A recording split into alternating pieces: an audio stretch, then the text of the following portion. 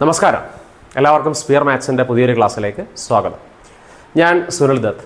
ഇന്നത്തെ ക്ലാസ് നമ്മൾ അപ്ലോഡ് ചെയ്തതിൻ്റെ കാരണം എന്ന് പറയുന്നത് ഈ ശനിയാഴ്ച സിവിൽ പോലീസ് ഓഫീസറിൻ്റെ എക്സാമാണ്. പല കുട്ടികളും നമ്മുടെ പല വീഡിയോസിൻ്റെയും കമൻറ്റ് സെഷനിൽ ചോദിച്ചു, മാത്സിന് വേണ്ടിയിട്ട് ഒരു വർക്കൗട്ട് സെഷൻ, ഒരു റിവിഷൻ ക്ലാസ് എടുക്കുമെന്ന് ചോദിച്ചു. അവർക്ക് വേണ്ടിയിട്ടാണ് ഇന്നത്തെ ക്ലാസ് അപ്ലോഡ് ചെയ്തിരിക്കുന്നത്. സിവിൽ പോലീസ് ഓഫീസറിൻ്റെ എക്സാമിനകത്ത് മാത്സിൽ നിന്നും ചോദിക്കാൻ സാധ്യതയുള്ള ഒരു 50 ചോദ്യങ്ങൾ, ആ 50 ചോദ്യങ്ങളാണ് നമ്മൾ വർക്കൗട്ട് ചെയ്യുന്നത്. ഈ 50 ക്വസ്റ്റ്യൻസ് 2 സെഷനായിട്ടാണ്, 2 വീഡിയോസായിട്ടാണ് ചെയ്യുന്നത്. ഇത് പാർട്ട് എയിൽ ആദ്യത്തെ 25 ക്വസ്റ്റ്യൻസും പാർട്ട് ബിയിൽ അടുത്ത 25 ക്വസ്റ്റ്യൻസും, അങ്ങനെ മൊത്തം 50 ക്വസ്റ്റ്യൻസ് എക്സാമിനകത്ത് സാധ്യതയുള്ള 50 ക്വസ്റ്റ്യൻസ് നമ്മൾ വർക്കൗട്ട് ചെയ്യുകയാണ്. നിങ്ങൾ ഓരോ ക്വസ്റ്റ്യൻസും സ്കിപ്പ് ചെയ്യാതെ കാണുക. നിങ്ങളുടെ എക്സാമിനകത്ത് ഇത് പ്രയോജനമാകട്ടെ എന്ന് വിശ്വസിച്ചുകൊണ്ട് നമ്മുടെ ക്ലാസ്സിലേക്ക് നമുക്ക് സ്റ്റാർട്ട് ചെയ്യാം. എല്ലാവർക്കും സ്പിയർ മാത്സിൻ്റെ പുതിയൊരു ക്ലാസ്സിലേക്ക് സ്വാഗതം. ഓക്കെ, അന്നേരം നമ്മുടെ ആദ്യത്തെ ചോദ്യം ഉൾപ്പെടുത്തിയിരിക്കുന്നത് ബോട്ട് മാസ് എന്ന പോർഷനിൽ നിന്നാണ്. ബോട്ട് മാസ് നിങ്ങൾക്ക് അറിയാമല്ലോ, ബ്രാക്കറ്റ് ഓഫ് ഡിവിഷനൊക്കെ വരുന്ന ബോട്ട് മാസിൻ്റെ അടിസ്ഥാന ക്രിയകൾ. ഇത് മിക്കപ്പോഴും എല്ലാ എക്സാമിൻ്റെ ഒരു ചോദ്യമായിട്ട് വരാറുണ്ട്. അന്നേരം എന്തായാലും ഒരു ബോട്ട് മാസിൻ്റെ ക്വസ്റ്റ്യൻ നമുക്ക് പ്രതീക്ഷിക്കാം.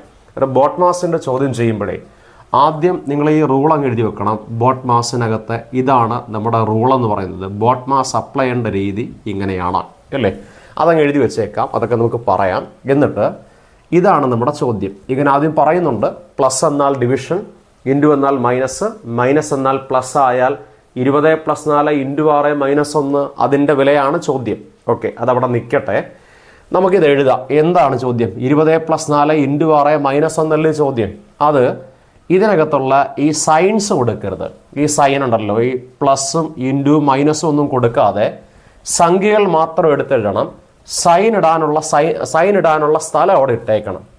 എന്ന് വെച്ചാൽ ഇങ്ങനെ നമ്പർ എഴുതാം. നമ്പർ ഏതൊക്കെയാ? 20 എഴുതുക. ആ പ്ലസ് ഇടണ്ട, പ്ലസിനുള്ള സ്ഥലം ഇട്ടിട്ട് 4 എഴുതുക. അത് നിൽക്കുന്നത് ഒരു ബ്രാക്കറ്റിനകത്തോടെ ബ്രാക്കറ്റിലൂടെ കൊടുക്കണം.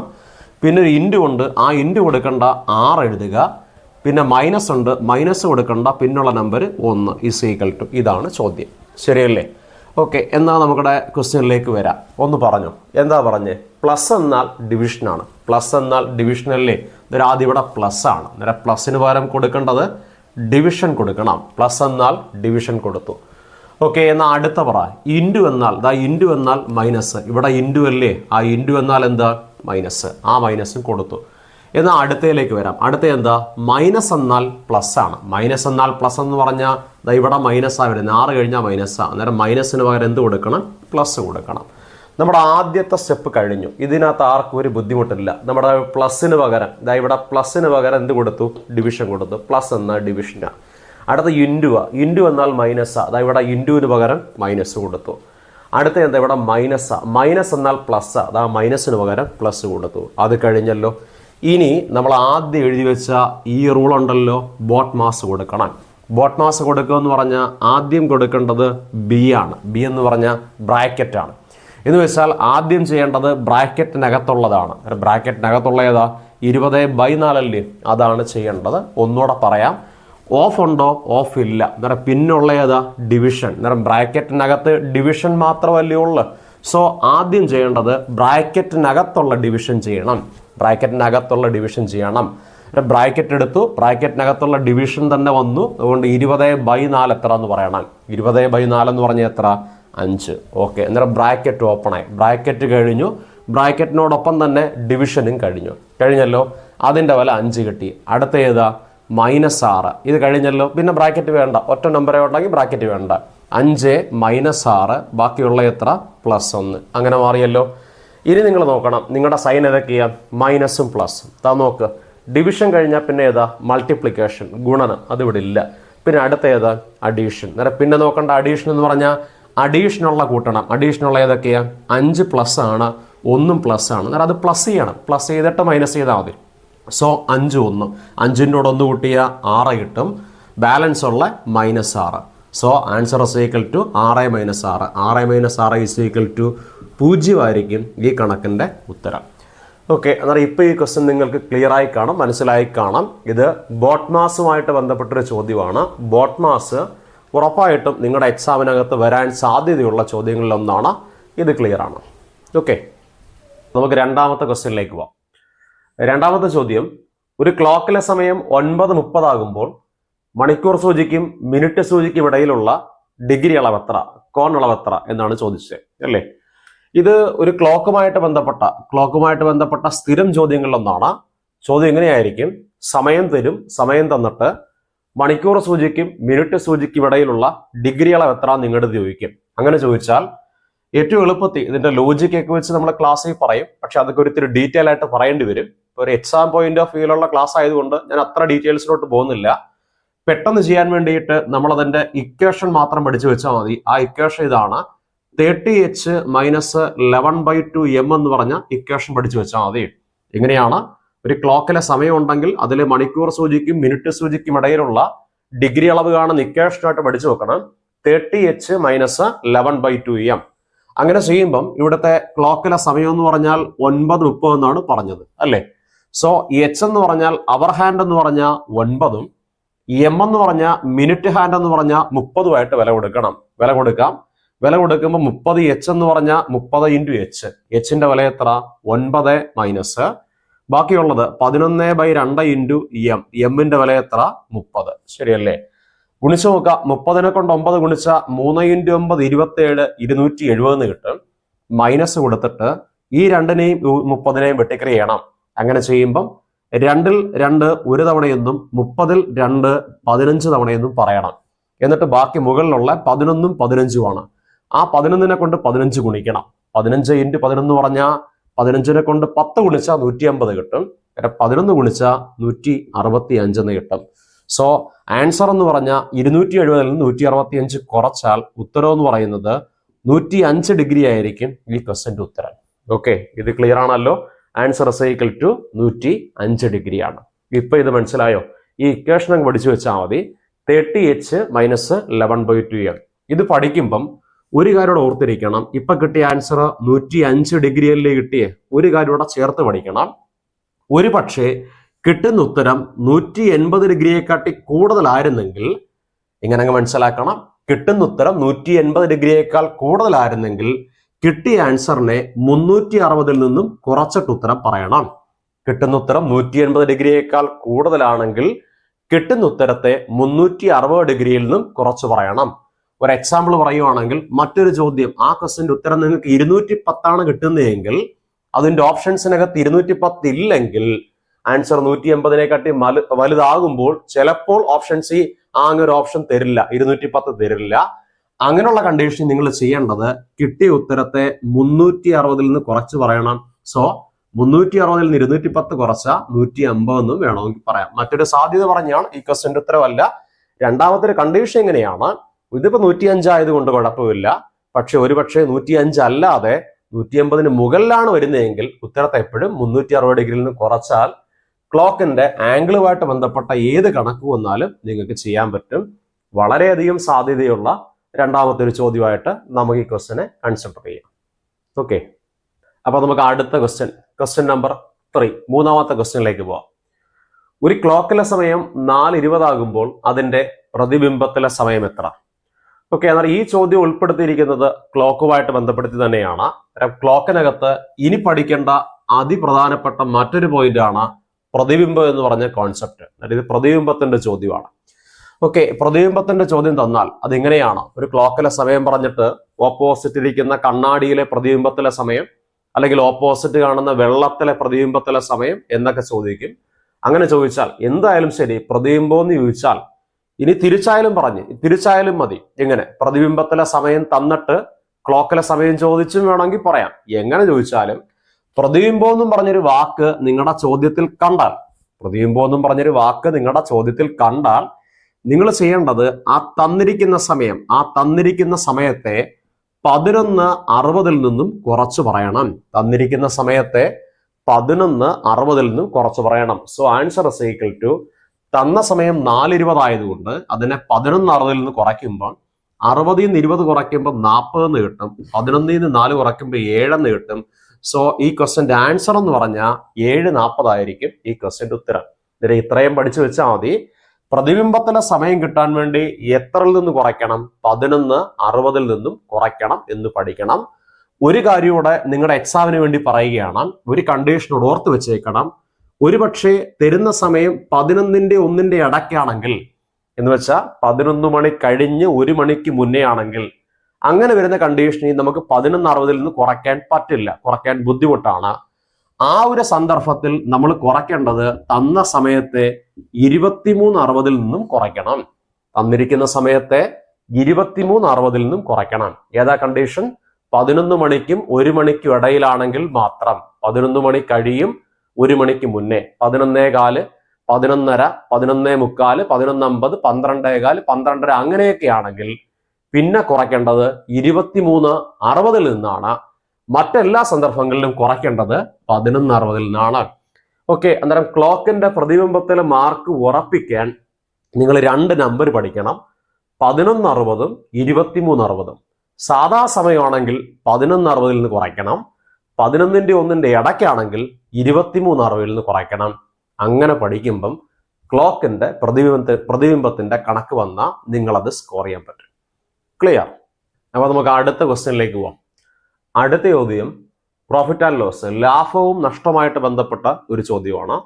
ലാഭവും നഷ്ടവും ഇപ്പം സ്ഥിരമായിട്ട് ചോദ്യങ്ങൾ വരുന്നൊരു മേഖലയാണ്. അതുകൊണ്ട് ഇതിൽ നിന്നും ഒരു 2 ക്വസ്റ്റ്യൻ നമുക്കൊന്ന് പറയാം. ചോദ്യം ഇതാണ്: ഒരു കച്ചവടക്കാരൻ ഒരു പുസ്തകത്തിന്റെ വില 20% കൂട്ടിയിട്ട് 10% കുറച്ച് വിറ്റാൽ ആകെ കച്ചവടത്തിൽ ലാഭമോ നഷ്ടമോ അത് എത്ര ശതമാനം എന്നാണ് ചോദ്യം. ഓക്കെ, ഇത് നോക്കുക. ഇങ്ങനെയാണ് ഒരു കച്ചവടക്കാരൻ എന്തൊക്കെയാണ് അയാൾ ചെയ്യുന്നത്. അയാളുടെ ഈ ഒരു സാധനം ഇരിക്കുന്നു, അയാൾക്ക് പല കാര്യങ്ങൾ തോന്നുകയാണ്. അയാൾക്ക് ആദ്യം തോന്നിയത് ആ സാധനത്തിനകത്ത് അയാൾക്ക് 20% വില കൂട്ടിയിടാൻ തോന്നി. എന്നിട്ട് ആ സാധനം പോകുന്നില്ലെന്ന് വിചാരിച്ചു. അയാൾ കൂട്ടിയിട്ടിട്ട് സാധനം പോകുന്നില്ല. ഒരാൾക്ക് വീണ്ടും തോന്നി, എന്നാ പിന്നെ ഒരു കാര്യം ചെയ്യാം, 10% കുറച്ച് വിൽക്കാം. കൂട്ടിയിട്ട് അയാൾ വീണ്ടും 10% കുറയ്ക്കുകയൂടെ ചെയ്തു. എന്നാൽ ആകെ കച്ചവടത്തിൽ അയാൾക്ക് എത്ര രൂപയാണ് അല്ലെങ്കിൽ എത്ര ശതമാനമാണ് ലാഭം നഷ്ടം എന്നല്ലേ ചോദിച്ചേ. ഓക്കെ, അതിലേക്ക് വരാം. അതിന് ഞാൻ ഈ പറയുന്ന പോലെ നിങ്ങളത് ശ്രദ്ധിക്കണം, ഒന്ന് കേട്ട് വരണം. എങ്ങനെയാണ് ഈ പുസ്തകത്തിന്റെ വിലയുണ്ടല്ലോ, അതിന്റെ യഥാർത്ഥ വിലയെന്ന് പറയുന്നത് നിങ്ങൾ 100 എടുക്കണം. അതിന്റെ യഥാർത്ഥ വിലയെന്ന് പറയുന്നത് 100 എടുക്കണം. 100 എടുത്തല്ലോ. എന്നിട്ട് ആദ്യം ഇയാൾ എന്താ ചെയ്യുന്നത്? 20% കൂട്ടും. 20% കൂട്ടും എന്ന് പറഞ്ഞാൽ 100ന്റെ കൂടെ 20 കൂട്ടിയിട്ട് നിങ്ങൾ ഇവിടെ 120 എന്നും പറഞ്ഞ് എഴുതണം. ഇനി പറയുന്ന പോലെ അങ്ങ് കേൾക്കണം. എങ്ങനെയാണ്? ആദ്യം ഇതിന്റെ യഥാർത്ഥ വില എത്ര? 100. 20% കൂട്ടുമെന്ന് പറഞ്ഞാൽ 100ന്റെ കൂടെ 20 കൂട്ടിയിട്ട് എത്ര എഴുതണം? 120 വേണം. എഴുതിയല്ലോ. കച്ചവടം തുടരുന്നത് കൊണ്ട് ഇടയ്ക്ക് ഇൻറ്റു കൊടുക്കണം. വീണ്ടും കച്ചവടം തുടരുകയാണ്, അതുകൊണ്ട് വീണ്ടും പറയണം ബേസ് എപ്പോഴും എത്ര തന്നെ ആയിരിക്കണം? 100 തന്നെ ആയിരിക്കണം.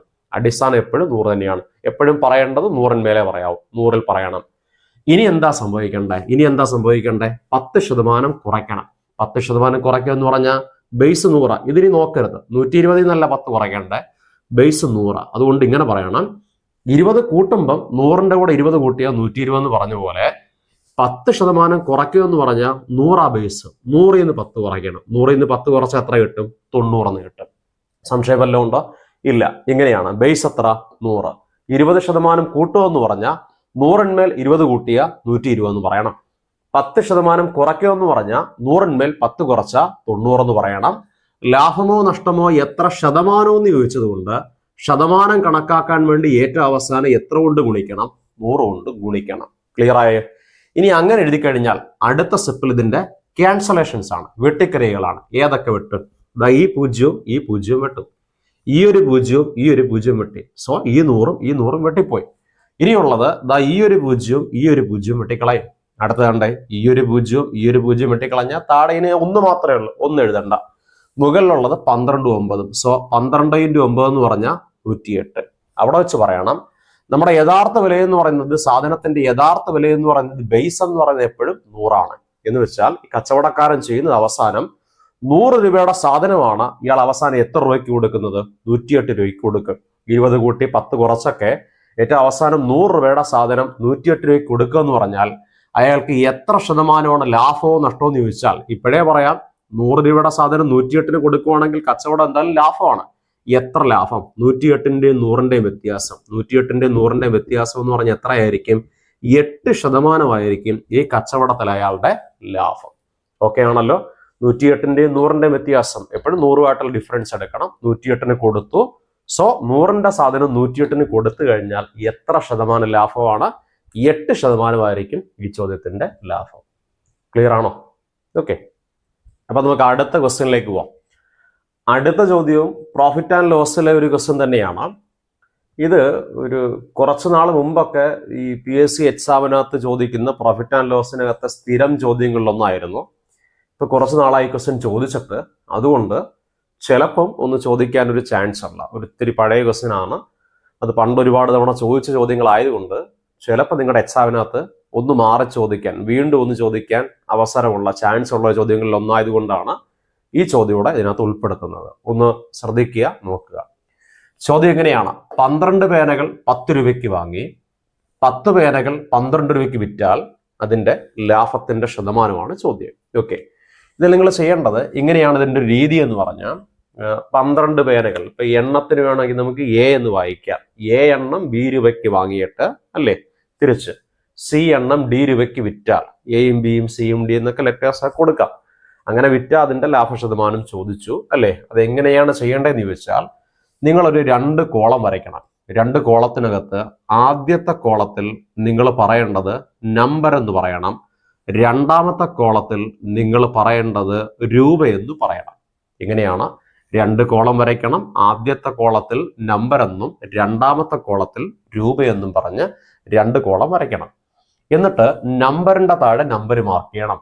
നമ്പർ ആദ്യത്തെ കോളത്തിൽ, ഇത് ശ്രദ്ധിക്കേണ്ട ഏറ്റവും പ്രധാനപ്പെട്ട കാര്യം ഒന്നുകൂടെ എടുത്തു പറയാൻ, ഇത് ചോദ്യം എങ്ങനെ പറഞ്ഞാലും ആദ്യത്തെ കോളത്തിൽ നമ്പരെ വരയ്ക്കാവൂ.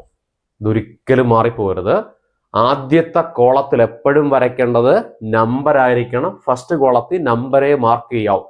ഇപ്പൊ ഈ ചോദ്യം ഓക്കെയാണ്. ആദ്യം എണ്ണം തന്നെ പറഞ്ഞ 12 പേനകൾ, എണ്ണം 12 തന്നെയാണ്, അങ്ങനെ പറയാം. പക്ഷേ വേണമെങ്കിൽ എനിക്ക് ഈ ചോദ്യം തിരിച്ചു പറയായിരുന്നു. നമ്പർ വേണമെങ്കിൽ രണ്ടാമത് പറയായിരുന്നു, ഇങ്ങനെ പറയായിരുന്നു. ഇതേ ചോദ്യം ഒന്ന് കേട്ടെ. 10 രൂപയ്ക്ക് 12 പേനകൾ വാങ്ങി 12 രൂപയ്ക്ക് 10 പേനകൾ വിറ്റാൽ ലാഭശതമാനം എന്ന് ചോദിച്ചാലും ഈ ചോദ്യം തന്നെ ഞാൻ പറഞ്ഞത്. പക്ഷെ അവിടെ ഞാൻ ആദ്യം പറഞ്ഞത് രൂപയാണ് പറഞ്ഞത്. അങ്ങനെ രൂപ പറഞ്ഞോട്ടെ, അങ്ങനെ രൂപ പറഞ്ഞാലും നമ്മൾ പക്ഷേ 10 രൂപ എന്നുള്ളത് രണ്ടാമതേ എഴുതും. നമ്മൾ ആദ്യത്തെ കോളത്തിൽ എന്തേ മാർക്ക് ചെയ്യോ? നമ്പറെ മാർക്ക് ചെയ്യോ? പിടികിട്ടിയോ? ഇതിന്റെ പ്രധാനപ്പെട്ട പോയിന്റ് ഇതാണ്. ആദ്യത്തെ കോളത്തിൽ നമ്പർ മാർക്ക് ചെയ്യണം. ഇനി പറ, നമ്പർ പറ. എത്ര പേന? 12 പേന. 12 പേനകൾ എത്ര രൂപയ്ക്ക് വാങ്ങി? 10 രൂപയ്ക്ക് വാങ്ങി. അടുത്ത വീണ്ടും നമ്പറിന്റെ താഴെ നമ്പർ മാർക്ക് ചെയ്യണം. എത്ര എണ്ണം? 10 പേന. എത്ര രൂപയ്ക്ക് വിറ്റു? 12 രൂപയ്ക്ക് വിറ്റു. അങ്ങനെയല്ലേ ചോദ്യം? നോക്കിയേ, 12 പേന 10 രൂപയ്ക്ക് വാങ്ങി, 10 എണ്ണം 10 പേന 12 രൂപയ്ക്ക് വിറ്റാൽ ലാഭത്തിന്റെ ശതമാനം ചോദിച്ചാൽ ഇത് ചെയ്യുന്നതിന്റെ എളുപ്പമാർഗം ഒന്ന് നോക്കിക്കോ. ഇങ്ങനെ ചെയ്യണം. ആദ്യം താണ്ട ഇത് ഇങ്ങനെ ക്രോസ് ചെയ്യണം, ക്രോസ് മൾട്ടിപ്ലൈ ചെയ്യണം. ക്രോസ് മൾട്ടിപ്ലൈ ചെയ്യുമ്പോൾ ഇങ്ങനെ തന്നെ ക്രോസ് ചെയ്യണം. ക്രോസ് ചെയ്യുമ്പോൾ ഏതൊക്കെയാ? 12 12 ഗുണിച്ച് പറയണം. 12 × 12 എന്ന് പറഞ്ഞാൽ 144 എന്ന് പറഞ്ഞിട്ട് ഒരു മൈനസ് കൂടെ കൊടുക്കണം. ഇങ്ങനെ എളുപ്പത്തിൽ ചെയ്യുന്ന മാർഗമാണ്, കണക്കൊന്നും പറയുന്നില്ല. 12 × 12 = 144 എഴുതണം. ഇനി എടാ ഇവന്മാര് ക്രോസ് ചെയ്യാതെ നിൽക്കുന്നുണ്ട്, ഇവന്മാരോടെ ക്രോസ് ചെയ്യണം. ഫസ്റ്റ് ക്രോസ് ഇതാണ്, രണ്ടാമത്തെ ക്രോസ് ബാക്കിയുള്ളവരുടെ ക്രോസ് ചെയ്യാം. ക്രോസ് ചെയ്യുമ്പോൾ എത്ര? 10 × 10 = 100 കിട്ടിയിട്ട് അടുത്ത ഏറ്റവും പ്രധാനപ്പെട്ട സ്റ്റെപ്പ്, ഈ രണ്ടാമത് എഴുതി വെച്ച നമ്പർ ഇല്ലേ എന്ന് വെച്ച് ഈ രണ്ടാമത് ക്രോസ് ചെയ്തില്ലേ, ഈ നമ്പർ എത്രയാണോ, ഇപ്പൊ ഇവിടെ എത്രയാണോ കിട്ടിയത് ആ നമ്പർ എന്തായാലും ആ നമ്പരാ താഴെ പറയണ്ടേ. അത് 100 ആയതുകൊണ്ട് താഴെ 100 പറയും. ഇത് 50 ആണെങ്കിൽ താഴെ 50 എഴുതും. ഇത് 25 ആണെങ്കിൽ താഴെ 25 എഴുതും. എന്ന് വെച്ചാൽ ഈ രണ്ടാമത്തെ നമ്പർ എന്താണോ ആ നമ്പർ ആയിരിക്കും ഈ താപ്പോട്ട എപ്പോഴും എഴുതി വെക്കേണ്ടത്. ആ നമ്പർ എഴുതി വെക്കണം. എഴുതി വെച്ചല്ലോ. ഒന്ന് പറഞ്ഞ എങ്ങനെ? ആദ്യം ഇത് ക്രോസ് ചെയ്യുമ്പോൾ 12 × 12 എന്ന് പറഞ്ഞാൽ 144. മൈനസ് കൊടുത്തിട്ട് 10 × 10 എന്ന് പറഞ്ഞാൽ 100. ഇവിടെ 100 ആണെങ്കിൽ താഴെ 100. കിട്ടിയല്ലോ. ഏറ്റവും അവസാനം ശതമാനം കണക്കാക്കാൻ വേണ്ടി എത്ര കൊണ്ട് ഗുണിക്കണം? 100 കൊണ്ട് ഗുണിക്കണം. ക്ലിയർ ആയി. ഇനി അങ്ങ് സോൾവ് ചെയ്യാം.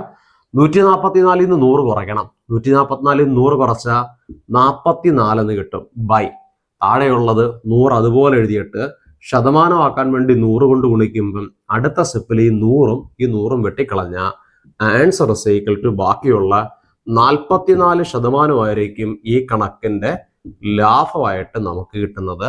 ഇങ്ങനെ ഈ ക്വസ്റ്റ്യൻ എളുപ്പത്തിൽ ചെയ്യാൻ പറ്റും. ഒന്ന് ശ്രദ്ധിച്ചു നോക്കണം, നല്ലപോലെ ഒന്നുകൂടെ ഒന്ന് മനസ്സിലാക്കുക. ഇങ്ങനെയാണ് ആദ്യത്തെ കോളത്തിൽ നമ്പരും രണ്ടാമത്തെ കോളത്തിൽ രൂപയെന്ന് മാർക്ക് ചെയ്തിട്ട് ഇങ്ങനെ ക്രോസ് ചെയ്ത് പഠിക്കണം. ഫസ്റ്റ് ക്രോസ് ഇങ്ങനെ നമ്പറിയും തുടങ്ങി ക്രോസ് ചെയ്യണം. സെക്കൻഡ് ക്രോസ് ഇങ്ങനെ ആ രണ്ടാമത്തെ നമ്പർ തന്നെ താഴെ എഴുതണം.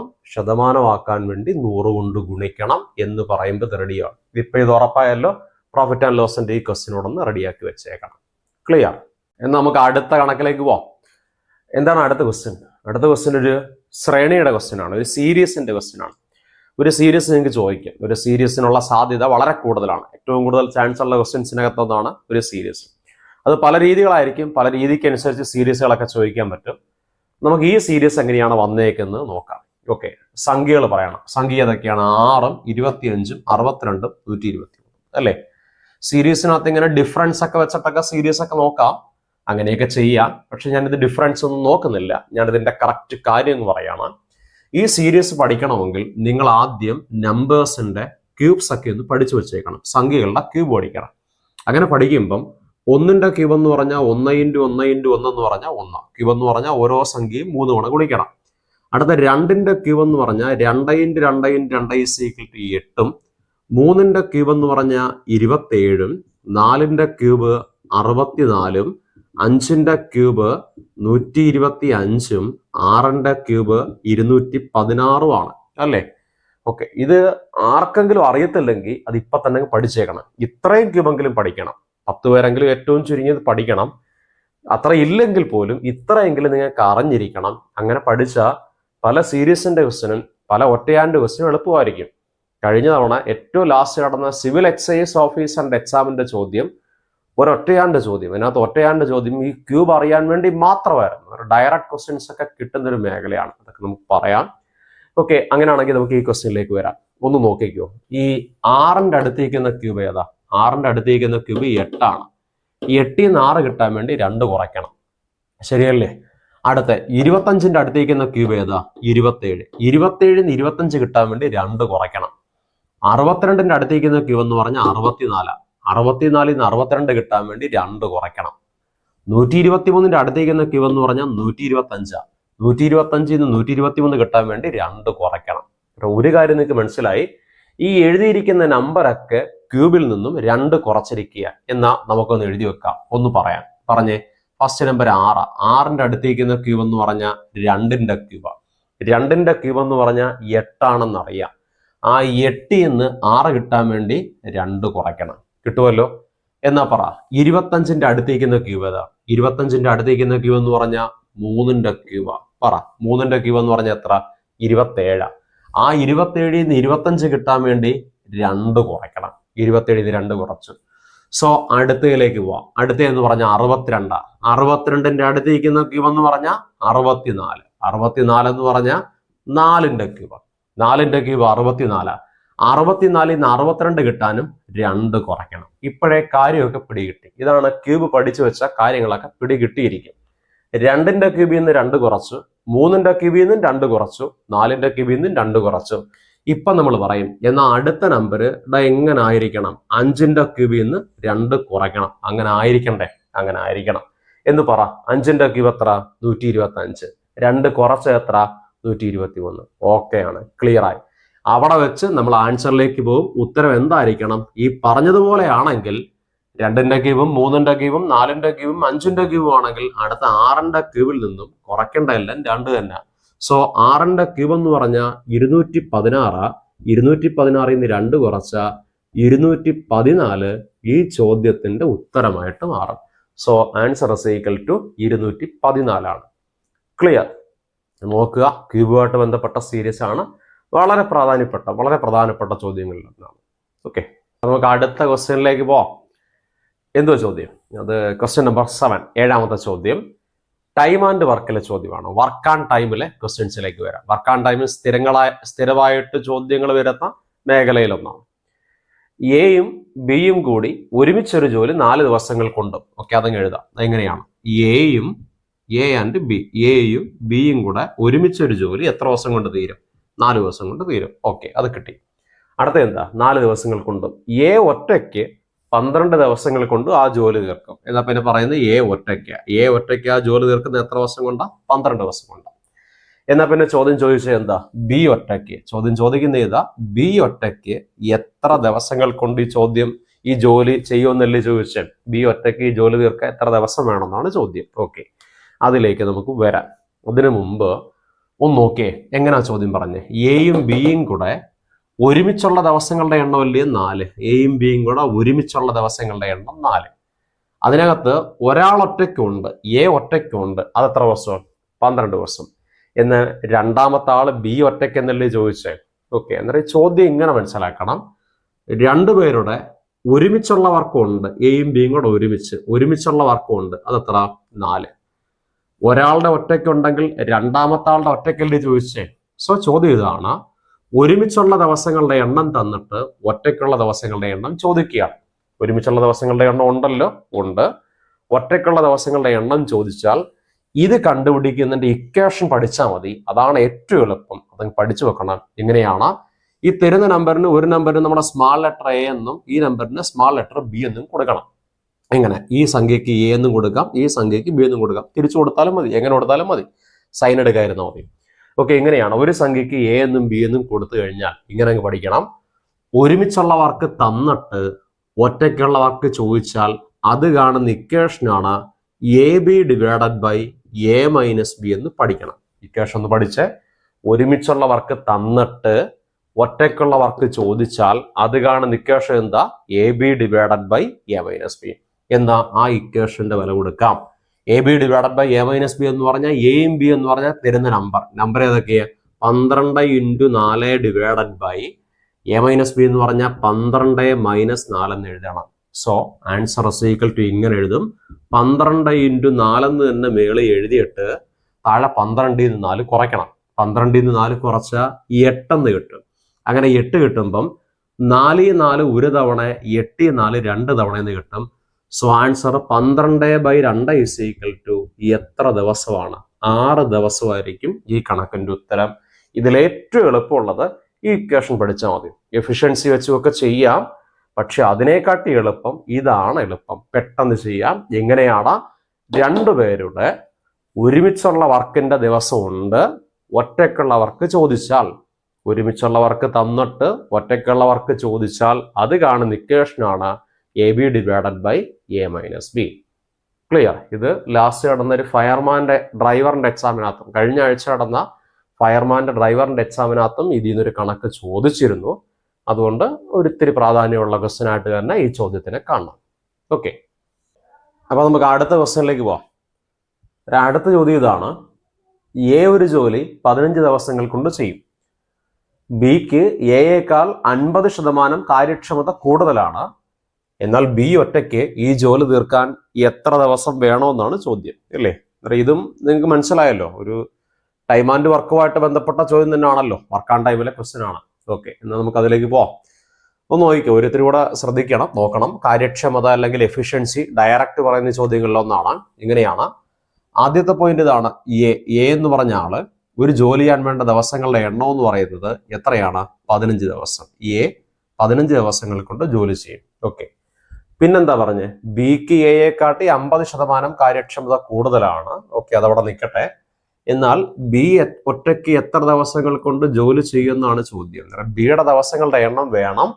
അതിന് ആകെയുള്ള ഒരു പോയിന്റ് ഇതാണ്. ബിക്ക് എയേക്കാൾ 50% കാര്യക്ഷമത കൂടുതലാണ്. കാര്യക്ഷമത എന്ന് പറഞ്ഞാൽ കഴിവെന്ന് പറഞ്ഞാൽ അവരുടെ എഫിഷ്യൻസിയാണ്, അല്ലേ? ഓക്കെ, ഈ കണക്ക് എങ്ങനെയാണ് ചെയ്യേണ്ടതെന്ന് ഒന്ന് ശ്രദ്ധിച്ചിരിക്കണം. ഇങ്ങനെ രണ്ടാൾക്കാരെ മാർക്ക് ചെയ്യണം. ആരൊക്കെയാ? എ എന്നും ബി എന്നും മാർക്ക് ചെയ്യണം. ബുദ്ധിമുട്ടൊന്നുമില്ല. എ എന്നും ബി എന്നും മാർക്ക് ചെയ്യണം. എന്നിട്ട് കാര്യക്ഷമത പറയുന്നത് കൊണ്ട്, എഫിഷ്യൻസി പറയുന്നത് കൊണ്ട് നിങ്ങളെ സൈഡിലായിട്ട് എഫിഷ്യൻസി എന്ന് എഴുതി വെക്കണം. ഇവിടെ എയുടെയും ബിയുടെയും സൈഡിലായിട്ട് നിങ്ങൾ എഫിഷ്യൻസി എന്ന് എഴുതി വെക്കണം. എന്നിട്ട് നിങ്ങൾ ഈ സെന്റൻസ് ഒന്ന് വായിക്കണം. ഒന്ന് വായിക്കുക. ബിക്ക് എയേക്കാൾ 50% കാര്യക്ഷമത കൂടുതലാണ്. പറ, ബിക്ക് എയേക്കാൾ 50% കാര്യക്ഷമത കൂടുതലാണ്. സോ ബിക്കാണ് കാര്യക്ഷമത കൂടുതലെന്ന് മനസ്സിലായി. ആരേക്കാൾ? എയേക്കാൾ. ബിക്കല്ലേ കാര്യക്ഷമത കൂടുതൽ. ഇങ്ങനെ പറയണം. ആർക്കാണോ കാര്യക്ഷമത കൂടുതൽ? ആർക്കാ കൂടുതൽ? ബിക്കാണ് കൂടുതൽ. ബിക്ക് കൂടുതലാന്ന് മനസ്സിലായല്ലോ, അത് മനസ്സിലായി. പറയേണ്ട പോയിന്റ് ഇതാണ്. ബിക്ക് കൂടുതലാണെങ്കിൽ ആർക്കാണ് കുറവെന്ന് പറയണം. ആർക്കാ കൂടുതൽ? ബിക്ക് കൂടുതലാ, എന്നാ പിന്നെ വേറെ ആരും ഇല്ലല്ലോ, എയ്ക്കാണ് കുറവ്. എന്നിട്ട് ഇങ്ങനെ നിങ്ങൾ മീൻ ചെയ്യണം, ബിക്ക് കൂടുതലാകുമ്പം കാര്യക്ഷമത കുറവ് എയ്ക്കല്ലേ, എയ്ക്കാണ്. അല്ല ഇങ്ങനെയാണ് കൂടുതലെന്നാണ് ഒരു ചോദ്യം പറയുന്നതെങ്കിൽ ആ എഫിഷ്യൻസി കുറവുള്ള ആളുണ്ടല്ലോ, എഫിഷ്യൻസി കുറവുള്ള ആളെന്ന് പറഞ്ഞ എ ആണല്ലോ, അയാളുടെ എഫിഷ്യൻസിക്ക് 100 എന്ന് കൊടുക്കണം. അയാളുടെ എഫിഷ്യൻസി 100% എന്ന് കൊടുക്കണം. ഇതൊന്ന് മനസ്സിലാക്കിയേ. എങ്ങനെ പറഞ്ഞ്, ആർക്കാണ് എഫിഷ്യൻസി കൂടുതൽ? ബിക്ക് എയേക്കാൾ 50% കാര്യക്ഷമത കൂടുതലാണ്. സോ എഫിഷ്യൻസി കൂടുതൽ ബിക്കാന്ന് മനസ്സിലായി. അതല്ല നമുക്ക് വേണ്ടേ, കൂടുതൽ ആർക്കാന്ന് മനസ്സിലാക്കിയാൽ മതി. ബിക്കാണ് കൂടുതൽ. നമുക്ക് വേണ്ടത്, കൂടുതലെന്ന് പറയുന്ന ചോദ്യങ്ങളിൽ നമുക്ക് വേണ്ടത് ആർക്കാണ് കുറവ്. കൂടുതലെന്ന് പറയുന്ന ചോദ്യങ്ങളിൽ നമുക്ക് വേണ്ടത് ആർക്കാണ് കുറവ്. ആർക്കാണ് കുറവ്? ബിക്ക് കൂടുതലാണെങ്കിൽ കുറവ് എയ്ക്കാണ്. സോ ആർക്കാണോ കുറവ് അവരുടെ എഫിഷ്യൻസി എന്ന് പറഞ്ഞാൽ 100 ഒന്ന് പറഞ്ഞ്, എയ്ക്കാണ് കുറവ്. സോ എഫിഷ്യൻസി, എയുടെ എഫിഷ്യൻസി എന്ന് പറഞ്ഞാൽ 100. ഇപ്പൊ ഓക്കെയാണ്. എന്നാ പറ, എയ്ക്ക് 100 ഇനി ബിയുടെ എഫിഷ്യൻസി എത്ര? ബിക്ക് എയേക്കാൾ 50% കാര്യക്ഷമത കൂടുതലാണ് എന്ന് പറയുമ്പം എയ്ക്ക് 100 ബിക്ക് എയേക്കാൾ 50% കൂടുമ്പം 100ന്റെ കൂടെ 50 കൂട്ടുമ്പം 150% എന്ന് പറയാം. അങ്ങനെ പറയാനാണ് കുറവുള്ള ആൾക്ക് നമ്മൾ 100 കൊടുത്തത്. ഇപ്പൊ ഇത് ഓക്കെ ആയി, ക്ലിയർ ആയ? ഇത്രയേ ഉള്ളു. ആർക്കാണോ കൂടുതൽ അയാൾക്കല്ല കൂടുതൽ എന്നാണ് പറയുന്നതെങ്കിൽ കുറവുള്ള ആൾക്ക് നമ്മൾ എന്ത് കൊടുക്കണം? 100 കൊടുക്കണം. കൂടുതൽ എന്നാണ് പറയുന്നതെങ്കിൽ കുറവുള്ള ആളെന്ന് പറഞ്ഞാൽ എയ്ക്ക് 100. എയ്ക്ക് 100 ബിക്ക് അതിനെക്കാട്ടി 50 കൂട്ടുമ്പം, ബിക്ക് അതിനെക്കാട്ടി 50% കൂടുമ്പം 150 കിട്ടിയല്ലോ. എയുടെയും ബിയുടെയും എഫിഷ്യൻസി കിട്ടിക്കഴിഞ്ഞാൽ അടുത്ത സ്റ്റെപ്പിൽ നിങ്ങൾ ചെയ്യേണ്ടത് ഈ എഫിഷ്യൻസിയുടെ റേഷ്യോ കണ്ടുപിടിക്കണം. റേഷ്യോ കണ്ടുപിടിക്കാൻ വേണ്ടി 100 150ന്റെയും റേഷ്യോ കാണാൻ വേണ്ടി 100:150 എന്ന് എഴുതിയിട്ട് അതിനെ ചെറുതാക്കുമ്പോൾ താണ്ട ഈ 0 വെട്ടിക്കളയണം. എന്നിട്ട് 10-നകത്ത് 5 2 തവണയെന്നും 15-നകത്ത് 5 3 തവണയെന്നും പറയുമ്പം എഫിഷ്യൻസിയുടെ റേഷ്യോ നമുക്ക് കിട്ടി. എഫിഷ്യൻസിയുടെ റേഷ്യോ എത്ര കിട്ടി? 2:3 കിട്ടിയല്ലോ. എഫിഷ്യൻസിയുടെ റേഷ്യോ 2:3. ഇത് കിട്ടണം. ആദ്യത്തെ സ്റ്റെപ്പ് ഇതാ, എഫിഷ്യൻസിയുടെ റേഷ്യോ 2:3. ഇത് കിട്ടിയിട്ട് അവിടെ വെച്ച് തന്നെ ഒരു സ്റ്റെപ്പ് കൂടെ പറയണം. റേഷ്യോ ഓഫ് എഫിഷ്യൻസി എന്ന് പറഞ്ഞാൽ 2:3 അവിടെ വെച്ച് പറയേണ്ട രണ്ടാമത്തെ സ്റ്റെപ്പ് എന്ന് പറയുന്നത് എഫിഷ്യൻസിയുടെ റേഷ്യോ ഉണ്ടെങ്കിൽ നമുക്ക് ഒരു കാര്യം കൂടെ പറയാൻ പറ്റും. അതെന്ന് പറയുന്നത് ഡേസിന്റെ റേഷ്യോ ആയിരിക്കും. ഡേസിന്റെ റേഷ്യോ. അത് പറയാൻ വേണ്ടി നിങ്ങൾ എങ്ങനെ പഠിക്കണം? എഫിഷ്യൻസിയും ഡേയും എല്ലായ്പ്പോഴും ഇൻവേഴ്സ്ലി പ്രൊപ്പോർഷനിലാണ്, വിപരീത അനുപാതത്തിലാണ്. എഫിഷ്യൻസിയും ഡേയും എല്ലായ്പ്പോഴും വിപരീത അനുപാതത്തിലാണ്, ഇൻവേഴ്സ്ലി പ്രൊപ്പോർഷനിലാണ്. എന്ന് വെച്ചാൽ ഒന്ന് കൂടുമ്പോൾ ഒന്ന് കുറയും. എഫിഷ്യൻസി കൂടുവാണെങ്കിൽ ദിവസം കുറയും, ദിവസം കൂടുവാണെങ്കിൽ എഫിഷ്യൻസി കുറയും. ഒന്ന് കൂടുമ്പോൾ ഒന്ന് കുറയുമ്പം എഫിഷ്യൻസിയുടെ ഇൻവേഴ്സ് ആണ് ഡേ എന്ന് പറയുമ്പം ഇങ്ങനെ പറയണം. എഫിഷ്യൻസിയുടെ റേഷ്യോ 2:3 ഡേസിന്റെ റേഷ്യോ അതിന്റെ ഇൻവേഴ്സ് ആയിരിക്കും. ഇൻവേഴ്സ് എന്ന് പറഞ്ഞാൽ അതങ്ങ് തിരിച്ചിട്ടാൽ മതി. 2:3 ഡേസിന്റെ റേഷ്യോ എത്ര ആയിരിക്കും? 3:2 ഒന്ന് നോക്കിയേ, ഡേസിന്റെ റേഷ്യോ എത്ര കിട്ടി? 3:2. ഇത്ര ഓക്കെ ആണോ? ഇത്രയും തുടക്കത്തില് ഈ ഒരു സെന്റൻസിൽ നിന്ന് നമുക്ക് പറയാൻ പറ്റും. ഒന്നുകൂടെ ഞാൻ പറയും, ഒന്ന് കേട്ടോ. എങ്ങനെ പറഞ്ഞ്? ബിക്ക് എയേക്കാൾ 50% കാര്യക്ഷമത കൂടുതലാണ്. ഒരാൾക്ക് മറ്റൊരാളേക്കാൾ എഫിഷ്യൻസി കൂടുതലാണെങ്കിൽ ആർക്കാണോ എഫിഷ്യൻസി കുറവ് അവരുടെ പെർസെൻറ്റേജ് നമ്മൾ 100 കൊടുക്കും. ആർക്കാ കൂടുതൽ? ബിക്ക് കൂടുതൽ. ബിക്ക് കൂടുതലാണെങ്കിൽ പിന്നെ ആർക്കാ കുറവ്? എയ്ക്ക് കുറവ്. സോ എയുടെ എഫിഷ്യൻസി 100 ബിക്ക് അതിനെക്കാട്ടി എത്ര കൂടുതൽ? 50 കൂടുതലാകുമ്പോൾ ബിയുടെ എഫിഷ്യൻസി എത്ര കിട്ടി? 150. സോ എഫിഷ്യൻസി 100ഉം 150. എന്നാ പിന്നെ അതിന്റെ റേഷ്യോ ചെറുതാക്കുമ്പോൾ 2 3. എഫിഷ്യൻസിയും ഡേയും ഇൻവേഴ്സ്ലി പ്രൊപ്പോർഷനിലായതുകൊണ്ട് ഇത് 2:3 തിരിച്ചിടുമ്പോൾ എത്ര? 3:2. പറഞ്ഞേ, ഇപ്പൊ എന്താ കിട്ടിയേ? ഡേസിന്റെ റേഷ്യോ അല്ലേ കിട്ടിയേ. അടുത്ത സ്റ്റെപ്പിൽ നമുക്ക് ഈ റേഷ്യോ മാറ്റാൻ വേണ്ടി ഡേയ്സ് കിട്ടാൻ വേണ്ടി ഇതിന്റെ കൂടെ ഒരു എച്ച് കൊടുക്കണം. ഇവിടെ 3 ആണെങ്കിൽ എച്ച് കൊടുത്തിട്ട് 3h എന്ന് പറയണം. അതാകുമ്പോൾ ഈ റേഷ്യോ മാറി കിട്ടും. ഇവിടെ 2 ആണെങ്കിൽ ഒരു എച്ച് കൊടുത്തിട്ട് 2h എന്ന് പറയണം. ഇത്രയും പറഞ്ഞു വെക്കണം, ബുദ്ധിമുട്ടൊന്നുമില്ല. ഡേയ്സിന്റെ റേഷ്യോ 3:2 ആണെങ്കിൽ ഡേയ്സ് എന്ന് പറഞ്ഞാൽ 3h എന്നും 2h എന്നും പറയണം. ഇനി ഒന്ന് വായിക്കണം. ആദ്യത്തെ ആള് ഈ കോളം ബേസ് തന്നെ ഇങ്ങനെ എഴുതിപ്പോയാൽ മതി. അങ്ങനെ വായിക്കുമ്പോൾ ആദ്യത്തെ ആളെന്ന് പറഞ്ഞാൽ എയ്ക്ക് വേണ്ട ദിവസങ്ങളുടെ എണ്ണം നമുക്ക് കിട്ടിയത് 3h ആണ്. ബിക്ക് വേണ്ട ദിവസങ്ങളുടെ എണ്ണം നമുക്ക് കിട്ടിയത് 2h ആണ്. ആണല്ലോ. ഇനി പറ, എയ്ക്ക് വേണ്ട ദിവസങ്ങളുടെ എണ്ണം എത്ര എന്നാ പറഞ്ഞേ? 15. നമുക്ക് കിട്ടിയ എന്താ? എയ്ക്ക് വേണ്ട ദിവസങ്ങളുടെ എണ്ണം 3h അല്ലേ? സോ എയുടെ ദിവസങ്ങളുടെ എണ്ണം 3h എന്ന് നമുക്ക് കിട്ടി. ആ 3hന്റെ വിലയാണ് ചോദ്യത്തിൽ പറഞ്ഞ എയുടെ ദിവസങ്ങളുടെ എണ്ണം 15. സോ 3h 15 ആണെങ്കിൽ h = 15/3 5 എന്ന് കിട്ടും. h5 ആണെങ്കിൽ ചോദ്യം ചോദിച്ചത് ബിക്ക് വേണ്ട ദിവസങ്ങളുടെ എണ്ണം. ബിക്ക് വേണ്ട ദിവസങ്ങളുടെ എണ്ണം എന്ന് പറഞ്ഞാൽ എത്ര? 2h ആണ്. 2h എന്ന് പറഞ്ഞാൽ 2 × hന്റെ വില 5 കിട്ടി. സോ 2 × 5 = 10 ദിവസങ്ങളായിരിക്കും ബിക്ക് വേണ്ടതെന്ന് കിട്ടുന്നത്. ഒന്ന് ശ്രദ്ധിക്കണം, ഒരു ഇത്തിരി കൂടെ ചെയ്യാനുള്ള ചോദ്യമാണ്. അതുകൊണ്ട് ഒന്നുകൂടെ മനസ്സിലാക്കി നിങ്ങൾ ഈ കണക്ക് പഠിക്കണം. ക്ലിയർ? അപ്പൊ നമുക്ക് അടുത്ത ക്വസ്റ്റ്യനിലേക്ക് പോവാം. അടുത്ത ചോദ്യവും വർക്ക് ഓൺ ടൈമിൽ നിന്ന് തന്നെ ഉൾപ്പെടുത്തിയിരിക്കുന്നത്. വർക്ക് ഓൺ ടൈമിൽ നമ്മളൊരു 3 ക്വസ്റ്റ്യൻ, ഈ 50 ക്വസ്റ്റ്യൻസിനകത്ത് 3 ക്വസ്റ്റ്യൻ നമ്മൾ വർക്ക് ഓൺ ടൈമിൽ കൊടുത്തിരിക്കുകയാണ്. അടുത്തൊരു മോഡലാണ്. എന്നിട്ട് നോക്കുക, 3 പുരുഷന്മാരോ 5 സ്ത്രീകളോ 12 ദിവസങ്ങൾ കൊണ്ട് ചെയ്യുന്ന ഒരു ജോലി 6 പുരുഷന്മാരും 5 സ്ത്രീകളും കൂടി എത്ര ദിവസങ്ങൾ കൊണ്ട് ചെയ്തു തീർക്കും? ഓക്കെ, ഞാൻ ആ ചോദ്യം എഴുതുകയാണ്. ആദ്യം പറഞ്ഞ എങ്ങനെ? 3 പുരുഷന്മാർ അന്നേരം 3 men, ശരിയല്ലേ? 3 പുരുഷന്മാരെന്നല്ലേ ചോദിച്ചാൽ 3 men. 3 പുരുഷന്മാരോ 5 സ്ത്രീകളൊന്നും അല്ലേ?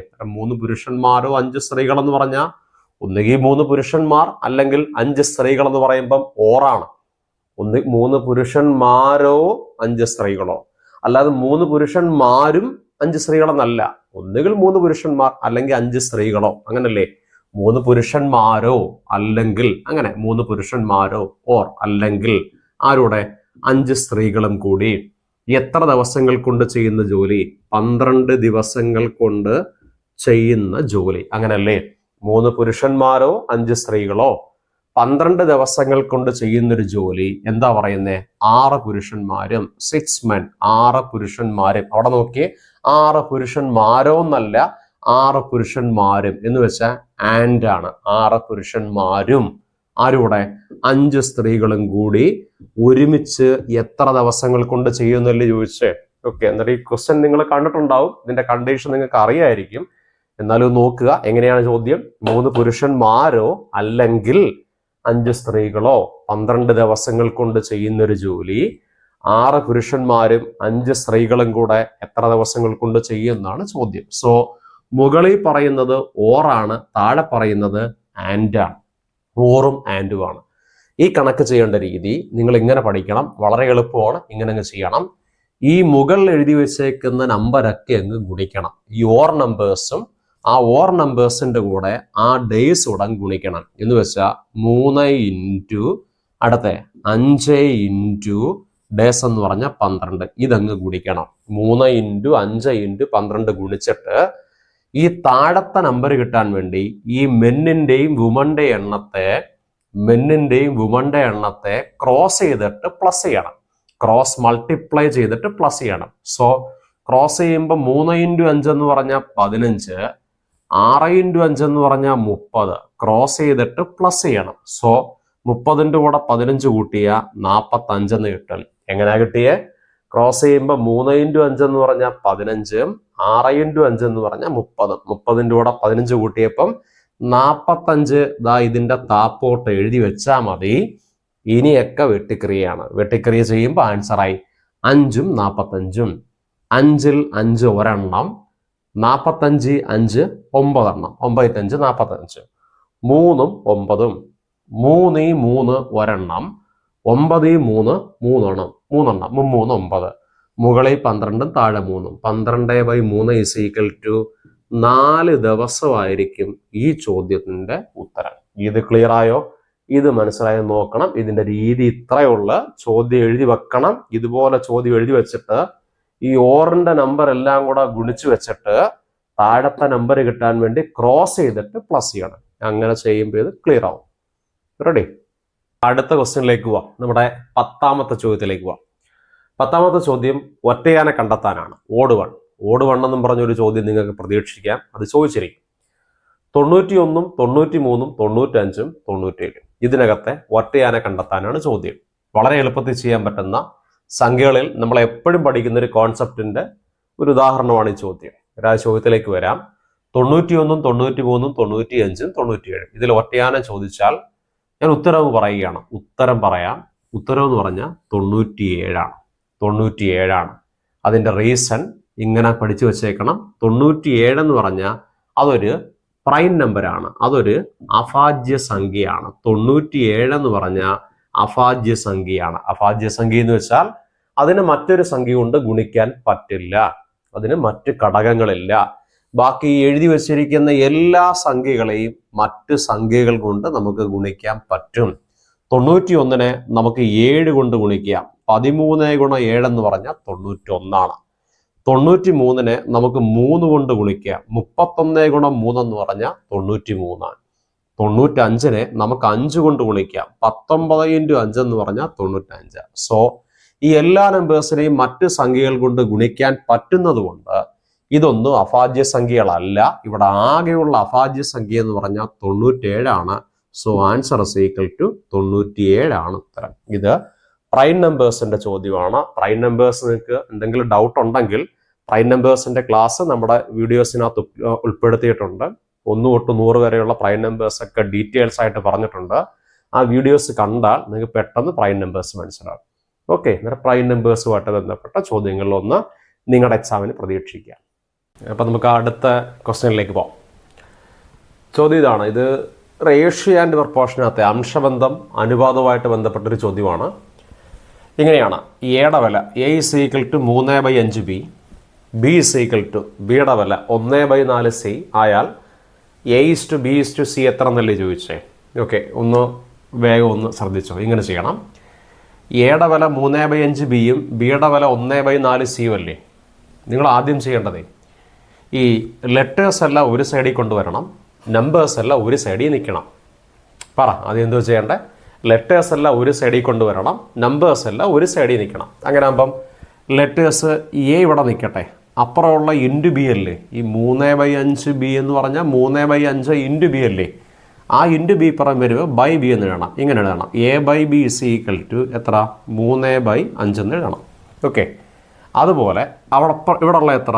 ബി ഉണ്ട്. ആ ബി അവിടെ നിർത്തിയിട്ട് അപ്പുറമുള്ള ഇൻറ്റു സി ഇപ്പുറം വരുമ്പോൾ എന്താ? By C. B/C = എത്ര? 1/4 എന്നും എഴുതണം. ഇങ്ങനെ എഴുതി വെക്കാമല്ലോ. ഇങ്ങനെ എഴുതി വെച്ചാൽ അടുത്ത് നിങ്ങൾ പറയേണ്ടത് A/B. A/B എന്ന് പറഞ്ഞാൽ ഇങ്ങനെ എഴുതണം. A/B എന്ന് പറഞ്ഞാൽ A:B എന്ന് എഴുതാം. A/B A:B എന്ന് എഴുതാമെങ്കിൽ 3/5 എന്ന് പറഞ്ഞാൽ എങ്ങനെ എഴുതാം? 3:5 എന്ന് എഴുതാം. കിട്ടുമല്ലോ. അതുപോലെ B/C എന്ന് പറഞ്ഞാൽ എങ്ങനെ എഴുതാം? B:C എന്ന് എഴുതാമെങ്കിൽ 1/4 എന്ന് പറഞ്ഞാൽ എങ്ങനെ എഴുതാം? 1:4 എന്നും എഴുതാം. ഇത്ര ഓക്കെ ആണെങ്കിൽ ദാ ഇങ്ങനെ എഴുതി വെക്കണം. ഇതിൻ്റെ റേഷ്യോ കിട്ടാൻ വേണ്ടിയിട്ട് എയുടെയും A:B:C അല്ലേ വേണ്ടേ? A:B:C കിട്ടാൻ വേണ്ടിയിട്ട് ഈ ഓർഡർ എഴുതുന്ന പോലെ എഴുതി വെക്കണം. A:B:C കിട്ടാൻ വേണ്ടി ആദ്യം A:B എത്ര? 3:5 അത് എഴുതണം. 3:5. അടുത്ത എത്ര? B:C എന്ന് പറഞ്ഞാൽ 1:4 അല്ലേ. അത് ഇതിൻ്റെ താഴെ മാർക്ക് ചെയ്യണം. എത്ര? 1:4 എന്ന് മാർക്ക് ചെയ്യണം. മാർക്ക് ചെയ്ത് വെച്ചല്ലോ. ഇനി നിങ്ങൾ ചെയ്യേണ്ടത് ദാ ഇങ്ങനെ ഗുണിക്കണം. ആദ്യം ദാ ഇങ്ങനെ ഗുണിക്കണം. 3 × 1 = 3. രണ്ടാമത് നേരെ ഗുണിക്കണം. നേരെ ഗുണിക്കുമ്പോൾ 5 × 1 = 5. അടുത്ത് ഇങ്ങനെ ഗുണിക്കണം. 5 × 4 = 20. എങ്ങനെയാണോ ഈ ഗുണിച്ചത് ആ ഗുണിച്ച രീതി അങ്ങോട്ട് പഠിച്ചാൽ മതി. ഓക്കെ, ഒന്ന് നോക്കിയേ. എങ്ങനെയൊക്കെ എഴുതിയേ? A = 3/5B എന്ന് പറഞ്ഞാൽ ഇൻറ്റു ബി അപ്പുറം ചെല്ലുമ്പോൾ by B. So A/B = 3/5. Into C അപ്പുറം ചെല്ലുമ്പോൾ ബൈ സി. So B/C = 1/4. എന്നാൽ A/B എന്ന് പറഞ്ഞാൽ A:B = 3:5. B/C എന്ന് പറഞ്ഞാൽ B:C = 1:4. 3:5 1:4 എഴുതി വെച്ചിട്ട് ഇത് ഗുണിക്കേണ്ട എങ്ങനെയാണ്? 3:5 5ൻ്റെ താഴെ വേണം 1:4 എന്ന് എഴുതേണ്ടത് അല്ലേ? ബിയുടെ താഴെ ബി എഴുതാവും. അങ്ങനെ എഴുതി വെച്ചിട്ട് ആദ്യം എന്താ ഇങ്ങനെ ഗുണിക്കണം, 3 × 1 3. രണ്ടാമത് നേരെ ഗുണിച്ചാൽ മതി, 5 × 1 5. അടുത്ത വീണ്ടും ചരിച്ച് ഗുണിക്കുമ്പോൾ 5 × 4 = 20. ഇതായിരിക്കും ആൻസർ. 3:5:20 ആയിരിക്കും. A:B:C. ക്ലിയർ ആയോ? ഇത് ഒരു റേഷ്യോ ആൻഡ് പ്രൊപ്പോർഷനകത്തെ സ്ഥിരം മോഡൽസിനകത്തെ ഒരു ചോദ്യമാണ്. ഓക്കെ, അടുത്ത ചോദ്യം. ഒരു ടാങ്കിൽ 750 ലിറ്റർ വെള്ളം ഒഴിച്ചപ്പോൾ ടാങ്കിൻ്റെ 3/5 വെള്ളം നിറഞ്ഞു. ഇനി എത്ര ലിറ്റർ വെള്ളം കൂടി ഒഴിച്ചാൽ ടാങ്ക് നിറയുമെന്നാണ് ചോദ്യം അല്ലേ? ഓക്കെ, നമുക്കൊന്ന് ശ്രദ്ധിക്കാം. ഒരു ടാങ്കിൻ്റെ ചോദ്യമാണെന്നൊക്കെ വിചാരിക്കും, പൈപ്പും ടാങ്കുമായിട്ട് ബന്ധപ്പെട്ട ചോദ്യമാണെന്നൊക്കെ വിചാരിക്കാം. പക്ഷെ അതൊന്നുമല്ല, ഇത് നമുക്ക് റേഷ്യോ വെച്ചിട്ട് ചെയ്യാൻ പറ്റുന്നൊരു ചോദ്യമാണ്. ഒന്ന് നോക്കിക്കോ. ഇങ്ങനെയാണ്, ഒരു ടാങ്കിൽ 750 ലിറ്റർ വെള്ളം ഒഴിച്ചു. എന്നാൽ ഒരു കാര്യം നമുക്ക് മനസ്സിലായി, എത്ര ലിറ്റർ വെള്ളം ഒഴിച്ചു? 750 ലിറ്റർ വെള്ളം ഒഴിച്ചു. ഓക്കെ, 750 ലിറ്റർ വെള്ളം ഒഴിച്ചപ്പോൾ എന്തുവാടേ സംഭവിച്ചേ? 750 ലിറ്റർ വെള്ളം ഒഴിച്ചപ്പം ടാങ്കിൻ്റെ 3/5 നിറഞ്ഞ്. അങ്ങനെ 750 ഒഴിച്ചപ്പം നമുക്ക് പറയാം എത്ര ഭാഗം നിറഞ്ഞു? 3/5 നിറഞ്ഞെന്നാണ് പറയുന്നത്. ശരിയല്ലേ? അതൊക്കെ അവിടെ നിൽക്കട്ടെ. നിങ്ങൾ പറ, 750 ഒഴിച്ചപ്പോൾ 3/5 നിറഞ്ഞെന്ന് പറഞ്ഞു. നിങ്ങൾ പറ, ഈ ടാങ്ക് എന്ന് പറഞ്ഞാൽ ആകെ എത്ര ആയിരിക്കും? ഇത്രയും പറഞ്ഞാൽ മതി. ടാങ്ക് എന്ന് പറഞ്ഞാൽ ആകെ എന്ന് പറഞ്ഞാൽ എത്ര ആയിരിക്കും? 5/5 ആയിരിക്കും അല്ലേ? ടോട്ടൽ എന്ന് പറഞ്ഞാൽ താഴെ 5 ആണെങ്കിൽ ടാങ്കിൻ്റെ കപ്പാസിറ്റി, ടാങ്ക് ആകെ എത്ര എന്ന് വെച്ചാൽ ടാങ്കിൻ്റെ കപ്പാസിറ്റി, ടാങ്ക് ആകെ എത്ര കൊള്ളുമെന്ന് വെച്ചാൽ ആകെ എത്ര കൊള്ളണം? 5/5 ആണ് ടാങ്ക് എന്ന് പറഞ്ഞാൽ മൊത്തത്തിൽ. ഇപ്പം അതിനകത്ത് കപ്പാസിറ്റി 5/5 ആണ്. അതിനകത്ത് ഇപ്പം എത്ര ഭാഗം നിറഞ്ഞു? 3/5 നിറഞ്ഞില്ലേ? അന്നേരം ഇങ്ങനെ നമുക്ക് പറയാം, 3/5 നിറഞ്ഞു. എത്ര ഭാഗം നിറഞ്ഞു? 3/5 നിറഞ്ഞു. 3/5 എന്ന് പറഞ്ഞാൽ 5 പറയണ്ട, ആ 5നകത്ത് 3/5 നിറഞ്ഞു. ആ 3/5 നിറയാൻ വേണ്ടിയിട്ട് എത്ര ലിറ്ററാണ് ഒഴിച്ചേ? 750 ലിറ്ററാണ് ഒഴിച്ചേ. ശരിയല്ലേ? 3/5 നിറയാൻ വേണ്ടി 750 ലിറ്റർ ഒഴിച്ചു. അങ്ങനെയാണെങ്കിൽ എന്താ ചോദിച്ചേ? ഇനി എത്ര ലിറ്റർ വെള്ളം കൂടി ഒഴിച്ചാൽ ടാങ്ക് നിറയുന്നല്ലേ ചോദിച്ചേ? ഒന്ന് പറ, ആകെ എത്ര ഉള്ളേ? 5/5 ഉള്ളേ. ആകെ 5/5 ഉള്ളെങ്കിൽ അതിനകത്ത് ഇപ്പോൾ 5 നിറഞ്ഞില്ലേ? ആകെയുള്ള 5-5നകത്ത് 5-3 നിറഞ്ഞാൽ ഇനി ഒഴിക്കണ്ടെന്ന് പറഞ്ഞാൽ 5-3 നിറഞ്ഞാൽ ഇനി ബാക്കിയുള്ളതെന്ന് പറഞ്ഞാൽ എത്ര ഭാഗമുള്ള? 2 ഭാഗമല്ലേ ചോദിച്ചേ? ഒരു ചോദ്യം ഇതല്ലേ? 3 ഭാഗം നിറയാൻ വേണ്ടിയിട്ട് 750 ലിറ്റർ വെള്ളം എടുത്തു കഴിഞ്ഞാൽ ബാക്കി ഇനി നിറയാൻ വേണ്ടത് 5 ഭാഗമാണെങ്കിൽ ബാക്കി വേണ്ട എത്ര? 2 ഭാഗമാണ്. സോ 3 ഭാഗം 750 ലിറ്റർ ആണെങ്കിൽ 2 ഭാഗം എത്ര എന്നല്ലേ ചോദിച്ചേ? 3 ഭാഗം 750 ആണെങ്കിൽ 2 ഭാഗം എത്ര? ഇത് ചെയ്യാൻ വേണ്ടി എപ്പോഴും എന്താണ്ട് ഇങ്ങനെ ക്രോസ് ചെയ്ത് വെച്ചാൽ മതി. ഒരുപോലെ ഒരു സംഖ്യ തന്നിട്ട് അത് സെയിം പ്രപ്പോർഷൻ്റെ ക്വസ്റ്റ്യനാണ്, നേർ അനുപാതം എന്ന് പറയും. അത് ചെയ്യാൻ വേണ്ടി എപ്പോഴും നിങ്ങൾ ഇങ്ങനെ ക്രോസ് ചെയ്യണം. ക്രോസ് ചെയ്യുമ്പോൾ നമ്പേഴ്സ് ഏതൊക്കെയായിരിക്കും? 750 × 2 ബാക്കിയുള്ള ഈ 3 കൊണ്ട് ഹരിക്കണം. സോ 750 × 2/3 എന്ന് പറയണം. അങ്ങനെ ചെയ്യുമ്പം 3നെ 75നെയും വെട്ടിക്കളയണം. 3ൽ 3 ഒരു തവണ, 75നകത്ത് 3 ആണെങ്കിൽ 25 തവണ. 25 × 3 75 ആണ്. ഈ 0 കൊടുത്താൽ 250. 250നെ കൊണ്ട് 2 ഗുണിച്ചാൽ ഇനി എത്ര ലിറ്ററോടെ ഒഴിക്കണം? 500 ലിറ്ററോടെ ഒഴിച്ചാൽ ഈ ടാങ്ക് നിറയെന്ന് മനസ്സിലാവും. ശരിയല്ലേ? അതായത് 3 750 ആണെങ്കിൽ 2 500 ആയിരിക്കും. അല്ലാതെയും ചെയ്യാം. 3 750 ആണെങ്കിൽ 3 ഭാഗം 750 ആണെങ്കിൽ 1 ഭാഗം എന്ന് പറഞ്ഞാൽ 250 അല്ലേ? 1 ഭാഗം 250 ആണെങ്കിൽ 2 ഭാഗം എന്ന് പറഞ്ഞാൽ 500 അല്ലേ? അങ്ങനെ വേണമെങ്കിൽ ചെയ്യാം. സോ ഇനി എത്ര ലിറ്റർ വെള്ളം കൂടി ഒഴിച്ചാൽ ടാങ്ക് നിറയെന്ന് ചോദിച്ചാൽ ആൻസർ = എത്ര ആയിരിക്കും? 500 ലിറ്റർ ആയിരിക്കും. ഇനി ടാങ്കിൻ്റെ ടോട്ടൽ കപ്പാസിറ്റിയാണ് ചോദ്യമെങ്കിൽ അത് ഈ 3 ഭാഗവും 2 ഭാഗവും കൂടെ ചേരുന്നതായിരിക്കും. അതാണ് ടോട്ടൽ എന്ന് വെച്ചാൽ 750 കൂടെ 500 കൂട്ടിക്കഴിഞ്ഞാൽ 1250 ലിറ്റർ ആയിരിക്കും ഈ ടാങ്കിൻ്റെ ആകെയുള്ള കപ്പാസിറ്റി. എന്ന് വെച്ചാൽ 5 ഭാഗവും വരും. 5 ഭാഗമല്ലേ? 3 ഭാഗം 2 ഭാഗം കൂടെ ചേരുമ്പം 1250 ടോട്ടൽ കപ്പാസിറ്റി. പക്ഷേ ചോദ്യം ചോദിച്ചാൽ അതല്ല, ഇനി എത്ര ലിറ്റർ വെള്ളം കൂടി ഒഴിച്ചാൽ ടാങ്ക് നിറയും. അതുകൊണ്ട് 2 ഭാഗം കൂടെ ഒഴിച്ചാൽ മതി. സോ ആൻസർ = എത്ര ലിറ്റർ ആയിരിക്കണം? 500 ലിറ്റർ ആണ് ഈ ക്വസ്റ്റ്യൻ്റെ ഉത്തരം. ക്ലിയർ? അടുത്ത ചോദ്യം, അടുത്ത ക്വസ്റ്റ്യൻ നമ്പർ 13, 13ാമത്തെ ക്വസ്റ്റ്യൻ ഉൾപ്പെടുത്തിയിരിക്കുന്നത് കൃത്യംഗങ്ങളിൽ നിന്നാണ്. എക്സ്പോണൻസുമായിട്ട് ബന്ധപ്പെട്ടൊരു ചോദ്യമാണ്. ചോദ്യം എങ്ങനെയാണ്? 3/7 + 3/7 + 3/7 = 3/h ആയാൽ h എത്രയെന്നാണ് ചോദിച്ചത്. ഈ ചോദ്യം കാണുമ്പം ഇങ്ങനെയാണ്, കൃത്യംഗ നിയമങ്ങൾ അപ്ലൈ ചെയ്തെങ്കിലേ കൃത്യംഗത്തിൻ്റെ കണക്കുകൾ ചെയ്യാൻ പറ്റൂ. പക്ഷേ അറിയേണ്ടത് ഇവിടെ എല്ലാം പ്ലസ് അല്ലേ, ഇവിടെയും പ്ലസ് ആണ്, ഇവിടെയും പ്ലസ് ആണ്. ഇനി പ്ലസ് വന്നാൽ ഒരിക്കലും കൃത്യംഗത്തിൻ്റെ നിയമം കൊടുക്കാൻ പറ്റില്ല. ഇടയ്ക്ക് ഇൻറ്റു ആണെങ്കിൽ കൊടുക്കാം, a/m ഇൻറ്റു a/n ഒക്കെ കൊടുക്കാം. ഡിവിഷൻ ആണെങ്കിലും കൊടുക്കാം, a/m/a/n കൊടുക്കാം. പക്ഷേ പ്ലസ് വന്ന റൂൾ കൊടുക്കാൻ പറ്റില്ല. സോ ആദ്യത്തെ നിങ്ങളുടെ സ്റ്റെപ്പ് ധാരിക്കണം, ഇവിടെ 3/7 ഉണ്ട്, ഇവിടെ 3/7 ഉണ്ട്, ഇവിടെയും 3/7 ഉണ്ട്. 3/7 എല്ലാം അവിടെ കൂട്ടുമല്ലേ. ആദ്യം നിങ്ങൾ പറയണം, ഇവിടെയും എല്ലായിടത്തും 3/7 ഉള്ളത് കൊണ്ട് എല്ലായിടത്തു നിന്നും കോമൺ ആയിട്ട് 3/7 അങ്ങ് പുറത്തെടുക്കണം. ഇവിടെയും 3/7, ഇവിടെയും 3/7, ഇവിടെയും 3/7 ആകുമ്പോൾ എല്ലായിടത്തും 3/7 ഉണ്ടല്ലോ. സോ എല്ലായിടത്തും കോമൺ ആയിട്ട് 3/7 അങ്ങ് പുറത്തെടുക്കണം. പുറത്തെടുത്ത ഇവിടുന്ന് 3/7 അങ്ങ് പുറത്ത് പോയി കഴിഞ്ഞാൽ ബാലൻസ് അവിടെ എത്ര കാണും? 1 കാണും. കാരണം 1 ഇൻറ്റു 3/7 അല്ലേ 3/7. അന്നേരം ഈ 3/7 അങ്ങ് പുറത്ത് പോയി കഴിഞ്ഞാൽ ബാലൻസിന് അവിടെ എന്ത് കാണും? ഒരു 1 കാണും. ആ 1 എഴുതി പ്ലസ് കൊടുത്തു, ഈ പ്ലസ് കൊടുത്തു.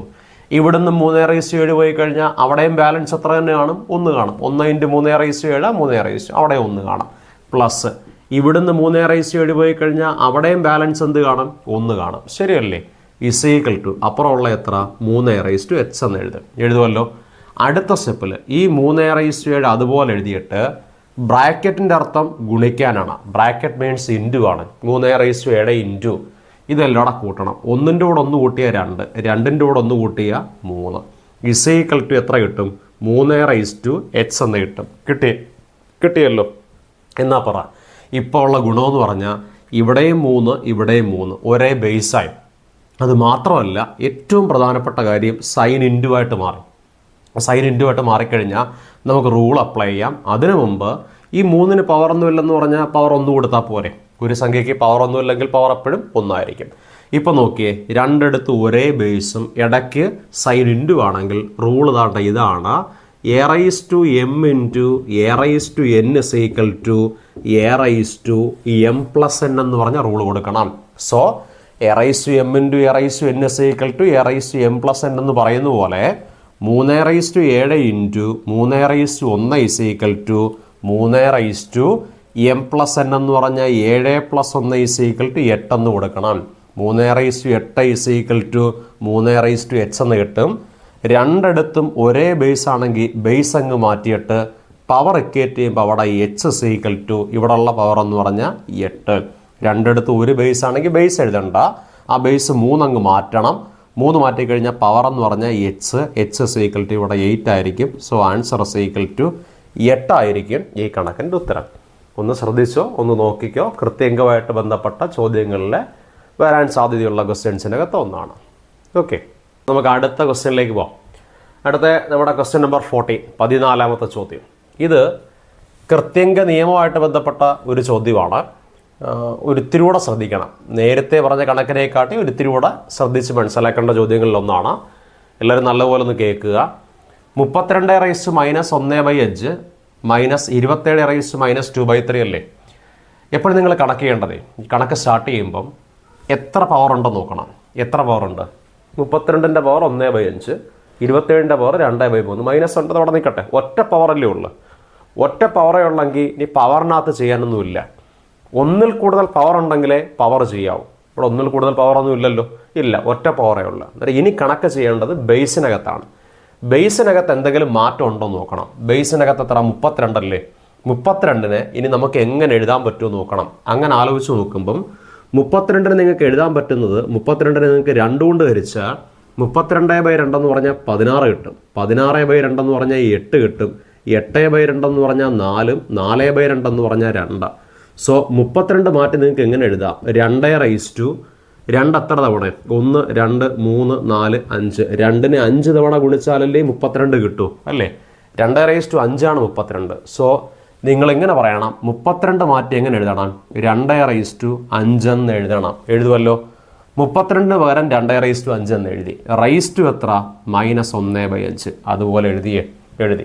ഇനി ഇടയ്ക്കുള്ള സൈൻ ആ മൈനസ് അങ്ങ് കൊടുക്കണേ. കൊടുത്തു. ഇനി എന്തു പറയും? 27 മാറ്റണം. ഈ 32 മാറ്റിയ പോലെ 27 മാറ്റാം. പറ, 27നെ മാറ്റാൻ പറ്റുന്ന എത്ര കൊണ്ടായിരിക്കും?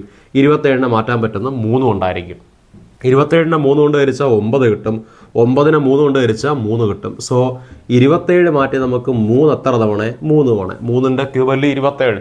അങ്ങനെ ആലോചിച്ച് എഴുതിയാലും മതി. സോ 27 മാറ്റി നമ്മൾ അങ്ങനെ എഴുതി 3ന്റെ ക്യൂബ് എന്ന് എഴുതിയല്ലോ. റൈസ് ടു എത്ര? -2/3 എന്ന് കിട്ടിയല്ലോ. ഇത് രണ്ടും കിട്ടിക്കഴിഞ്ഞാൽ ഇനി നിങ്ങളൊരു റൂള് പഠിക്കണം. ആ റൂൾ ഇതാണ്, പവർ റൂൾ എന്നും പറഞ്ഞ് കൃത്യംഗത്തിൽ നമ്മൾ പഠിക്കുന്ന റൂളാണ്. റൂൾ ഇങ്ങനെ പഠിക്കണം: a⁻m the whole raised to n is equal to a⁻m into n എന്ന് പഠിക്കണം. അങ്ങനെയാ rule. a⁻m the whole raised to n is equal to a⁻m into n എന്ന് വെച്ചാൽ ഒരു സംഖ്യയ്ക്ക് ഒന്നിൽ കൂടുതൽ പവർ ഉണ്ടെങ്കിൽ ആ പവർ ഗുണിച്ച് വെക്കണം. എം എന്നും ആണെങ്കിൽ m into n എന്ന് എഴുതാം. അതുപോലെ എഴുതി കഴിഞ്ഞാൽ 2ന്റെ പവർ ഗുണിച്ചാൽ പോരെ. 2ന്റെ പവർ ഏതൊക്കെയാ? 5ഉം -1/5 അല്ലേ? അതുകൊണ്ട് അത് ഗുണിക്കുമ്പോൾ എങ്ങനെ എഴുതാം? 2⁻5 ഇൻറ്റു എങ്ങനെ എഴുതാം? -1/5 എന്ന് എഴുതാമല്ലോ. അതുപോലെ ഇവിടെ എങ്ങനെ എഴുതാം? -3 ഏതൊക്കെയാ? പവർ ഗുണിക്കുമ്പോൾ 3 ഇൻറ്റു -2/3 എഴുതാം. എങ്ങനെ എഴുതാമല്ലോ. അങ്ങനെ എഴുതി കഴിഞ്ഞാൽ അടുത്ത സ്റ്റെപ്പിൽ ഈ 5ഉം വെട്ടിപ്പോയി കഴിഞ്ഞാൽ ബാക്കി 2 മുകളിലുള്ള -1 മാർക്ക് ചെയ്യണം. ഇടയ്ക്കുള്ള ഈ മൈനസ് കൊടുത്തിട്ട് ഇവിടെ അങ്ങനെ 3 വെട്ടിപ്പോയി കഴിഞ്ഞാൽ ബാക്കിയുള്ളത് -2 എന്ന് എഴുതണം. എഴുതിയല്ലോ. അത് എഴുതി വെച്ചു. ഇത്രയും കിട്ടും. 2⁻1 -3⁻2 എന്ന് കിട്ടും. ഇനി കണക്ക് ചെയ്യണമെങ്കിൽ ഒരു റൂളൂടെ പഠിക്കണം. ആ റൂൾ ഇതാണ്.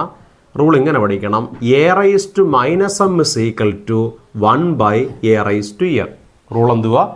a⁻m is equal to 1/a⁻n എന്ന് വെച്ചാൽ ഒരു സംഖ്യയുടെ പവർ മൈനസ് ആണെങ്കിൽ അതിനെ താപ്പോട്ട് എഴുതിയാൽ 1 എന്നും പറഞ്ഞ് താപ്പോട്ട് എഴുതി കഴിഞ്ഞാൽ അതിൻ്റെ പവർ എന്തായിട്ട് മാറും? പ്ലസ് ആയിട്ട് മാറും.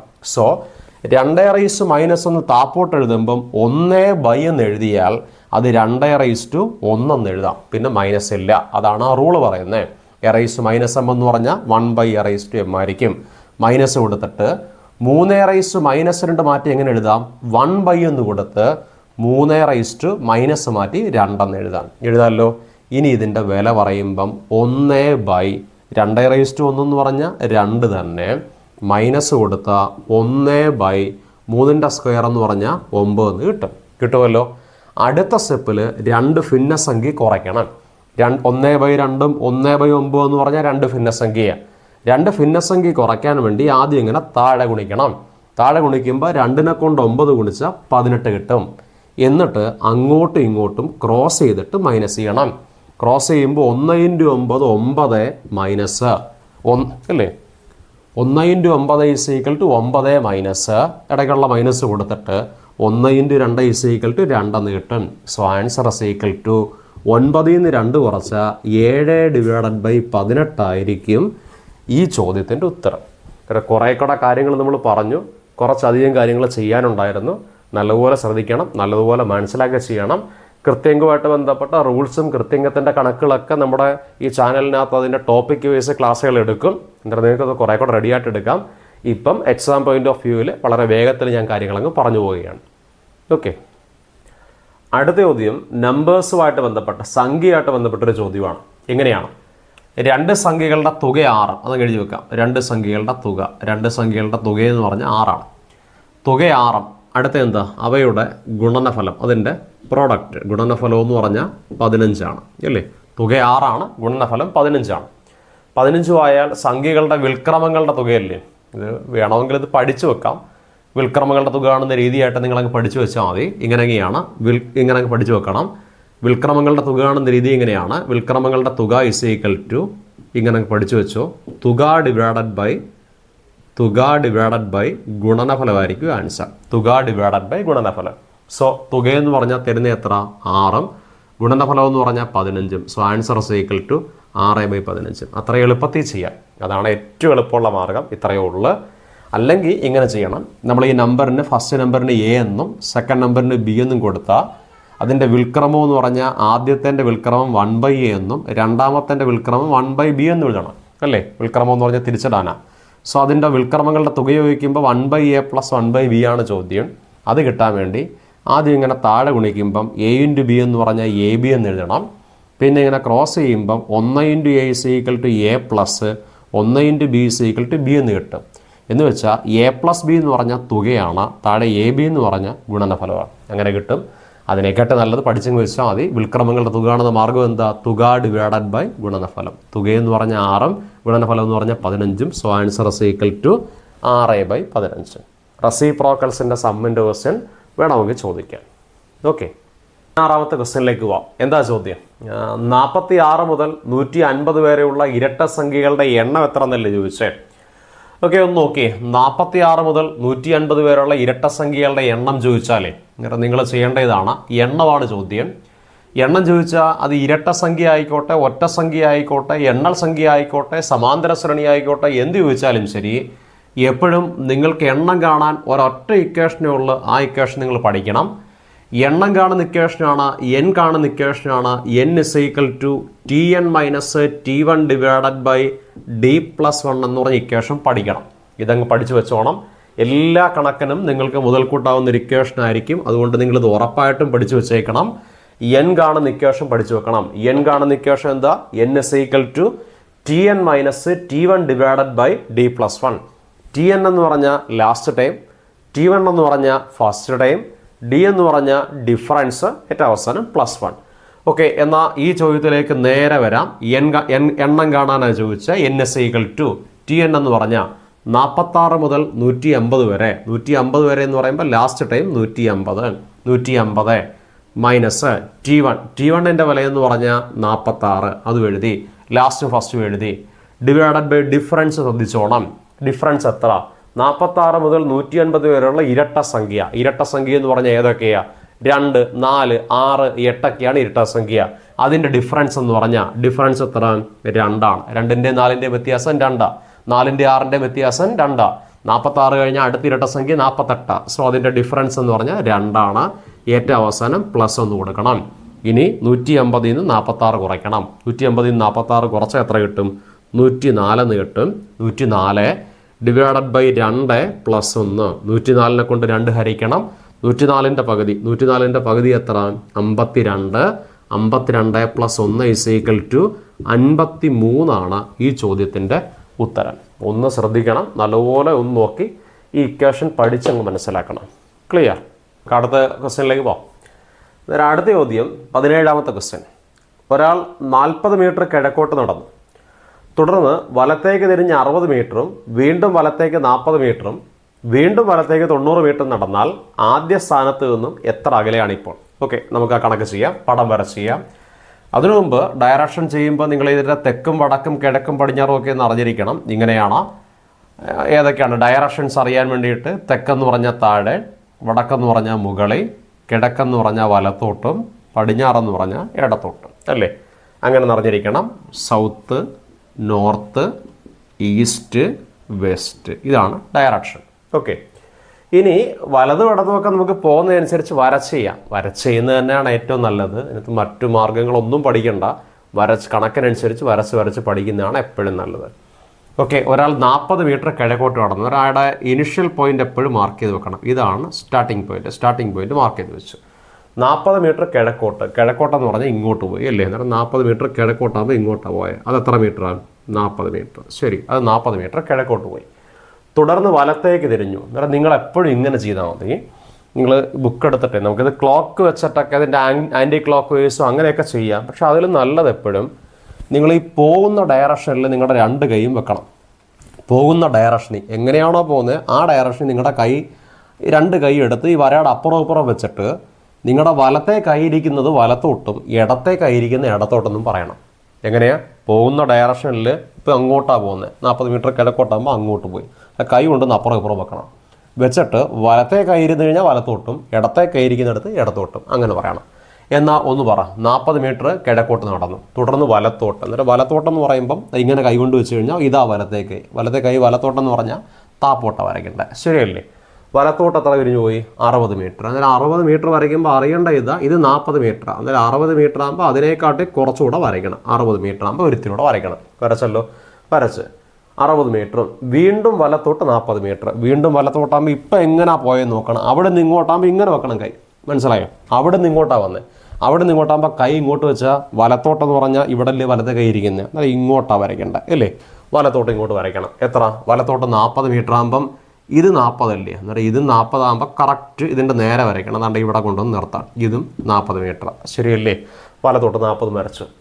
വീണ്ടും വലത്തേക്ക് 90 മീറ്റർ. വീണ്ടും വലത്തേക്ക് എന്ന് പറഞ്ഞാൽ ഇപ്പം എങ്ങനെ പോയേ? ഇപ്പം ഇവിടുന്ന് ഇങ്ങനല്ലേ പോയിക്കൊണ്ടിരിക്കുന്നത്. ഇങ്ങനെ പോയിക്കൊണ്ടിരിക്കുമ്പോൾ ഇവിടെ വലത്തെ കൈ എന്ന് പറഞ്ഞാൽ മേളിലാണ് നിൽക്കുന്നത്. അന്നേരം വലത്തോട്ടെന്ന് പറഞ്ഞാൽ മേളിലോട്ടാണ് വരയ്ക്കേണ്ട അല്ലേ? എത്ര മീറ്റർ വരയ്ക്കണം? 90 മീറ്റർ. 90 മീറ്റർ ആകുമ്പോൾ നമുക്കറിയാം ഇവിടുന്ന് ഇവിടെ വരുമ്പോഴത്തേക്ക് എത്ര മീറ്ററായി? ഇത് 60 ആണെങ്കിൽ ഇത് 60, ശരിയല്ലേ? 60 പോയാൽ 90 ആകുമ്പോൾ ഇനി കുറച്ചുകൂടെ പോകണം, ഒരു 30 കൂടെ പോകണം. രണ്ടും കൂടെ ചേരുമ്പോഴല്ലേ ഇത് 90 മീറ്റർ ആയിട്ട് മാറും, ശരിയല്ലേ? വലത്തോട്ട് 90 മീറ്ററല്ലേ പോയേ? 90 മീറ്റർ ആകുമ്പോൾ ഇത് 60 ആകുമ്പോൾ ഇങ്ങോട്ട് 60 മീറ്റർ ആകുമ്പോൾ ഇവിടെ ചെല്ലും. പിന്നെ ഒരു 30 മീറ്റർ ഓടാകുമ്പോൾ 90 അന്നേരം ഇതാണ് നമ്മുടെ ലാസ്റ്റ് പോയിന്റ്. 90 മീറ്റർ നടന്നാൽ ആദ്യ സ്ഥാനത്തു നിന്നുള്ള അകലമല്ലേ ചോദിച്ചേ? ആദ്യ സ്ഥാനത്തു നിന്നുള്ള അകലം ചോദിച്ചാൽ ഇതാണ്ട് ഇതാണ് നമ്മുടെ ഫസ്റ്റ് പോയിന്റ്, ഇതാണ് നമ്മുടെ ലാസ്റ്റ് പോയിന്റ്. ഈ രണ്ട് സ്ഥാനങ്ങൾ തമ്മിലുള്ള അകലം ചോദിച്ചു കഴിഞ്ഞാൽ അത് ക്ലിയർ ആയി. ഇതാണ്ട് ഈ രണ്ട് സ്ഥാനത്തിലുള്ള അകലം നമ്മൾ എഴുതി വെച്ചേക്കുന്നത്. ഇവിടെ ആകെയുള്ള 90-നകത്ത് ഇതാണ്ട് ഇവിടുന്ന് ഇവിടം വരെ ഇപ്പോൾ 60 ആയില്ലേ? ഈ 60 ആയി കഴിഞ്ഞാൽ ബാക്കിയുള്ള ഈ അകലം, ഇത് ഫസ്റ്റ് പോയിന്റ്, ഇത് ലാസ്റ്റ് പോയിന്റ്. ഈ രണ്ട് പോയിന്റുകൾ തമ്മിലുള്ള അകലം എന്ന് പറഞ്ഞാൽ എത്ര മീറ്ററാണ്? 30 മീറ്റർ നമുക്ക് കിട്ടി. So answer is equal to എത്ര മീറ്റർ ആയിരിക്കും? 30 മീറ്റർ ആയിരിക്കും. ക്ലിയർ ആയോ? എന്നിട്ട് ഒന്ന് പടം വരച്ച് വെച്ചാൽ മതി, വളരെ എളുപ്പത്തിൽ ചെയ്യാൻ പറ്റും. 90 മീറ്റർ ആകുമ്പം 60 ആകുമ്പോൾ അയാൾ ഫസ്റ്റ് പോയിന്റ് തന്നെ ചെന്നു, പിന്നെ അയാളൊരു 30 മീറ്റർ മേളിലോട്ട് പോയെന്നാണ് പറഞ്ഞത്. സോ ഇത് ഫസ്റ്റ് പോയിന്റ്, ഇത് ലാസ്റ്റ് പോയിന്റ്. ആ അകലം എന്ന് പറഞ്ഞാൽ 30 മീറ്റർ ആയിരിക്കും. ഓക്കെ ആണല്ലോ? ഒരു ഡയറക്ഷൻ നോക്കിക്കോണം. ഡയറക്ഷൻ എന്തായാലും ചോദിക്കാൻ ചാൻസ് ഉണ്ട്. ക്ലിയർ? അടുത്ത ചോദ്യം ശരാശരിയുമായിട്ട് ബന്ധപ്പെട്ട, ആവറേജുമായിട്ട് ബന്ധപ്പെട്ടൊരു ചോദ്യമാണ്. ഒരു ചോദ്യം എങ്ങനെയാണ്? ഒരു 5 സംഖ്യകളുണ്ട്. ഏതൊക്കെയാണ്? 17, 16, 13, എക്സും 14. ഇവയുടെ ശരാശരി 15 ആണെങ്കിൽ എക്സിൻ്റെ വിലയല്ലേ ചോദിച്ചേ?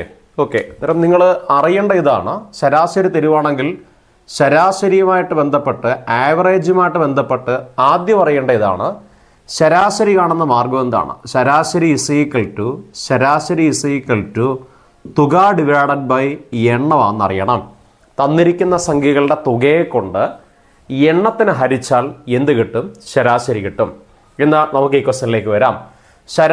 ശരാശരി തുക ബൈ എണ്ണം എന്നറിയാമല്ലോ. എന്നാൽ ഇവയുടെ ശരാശരി എന്ന് പറഞ്ഞാൽ 15 എന്നല്ലേ പറഞ്ഞ്.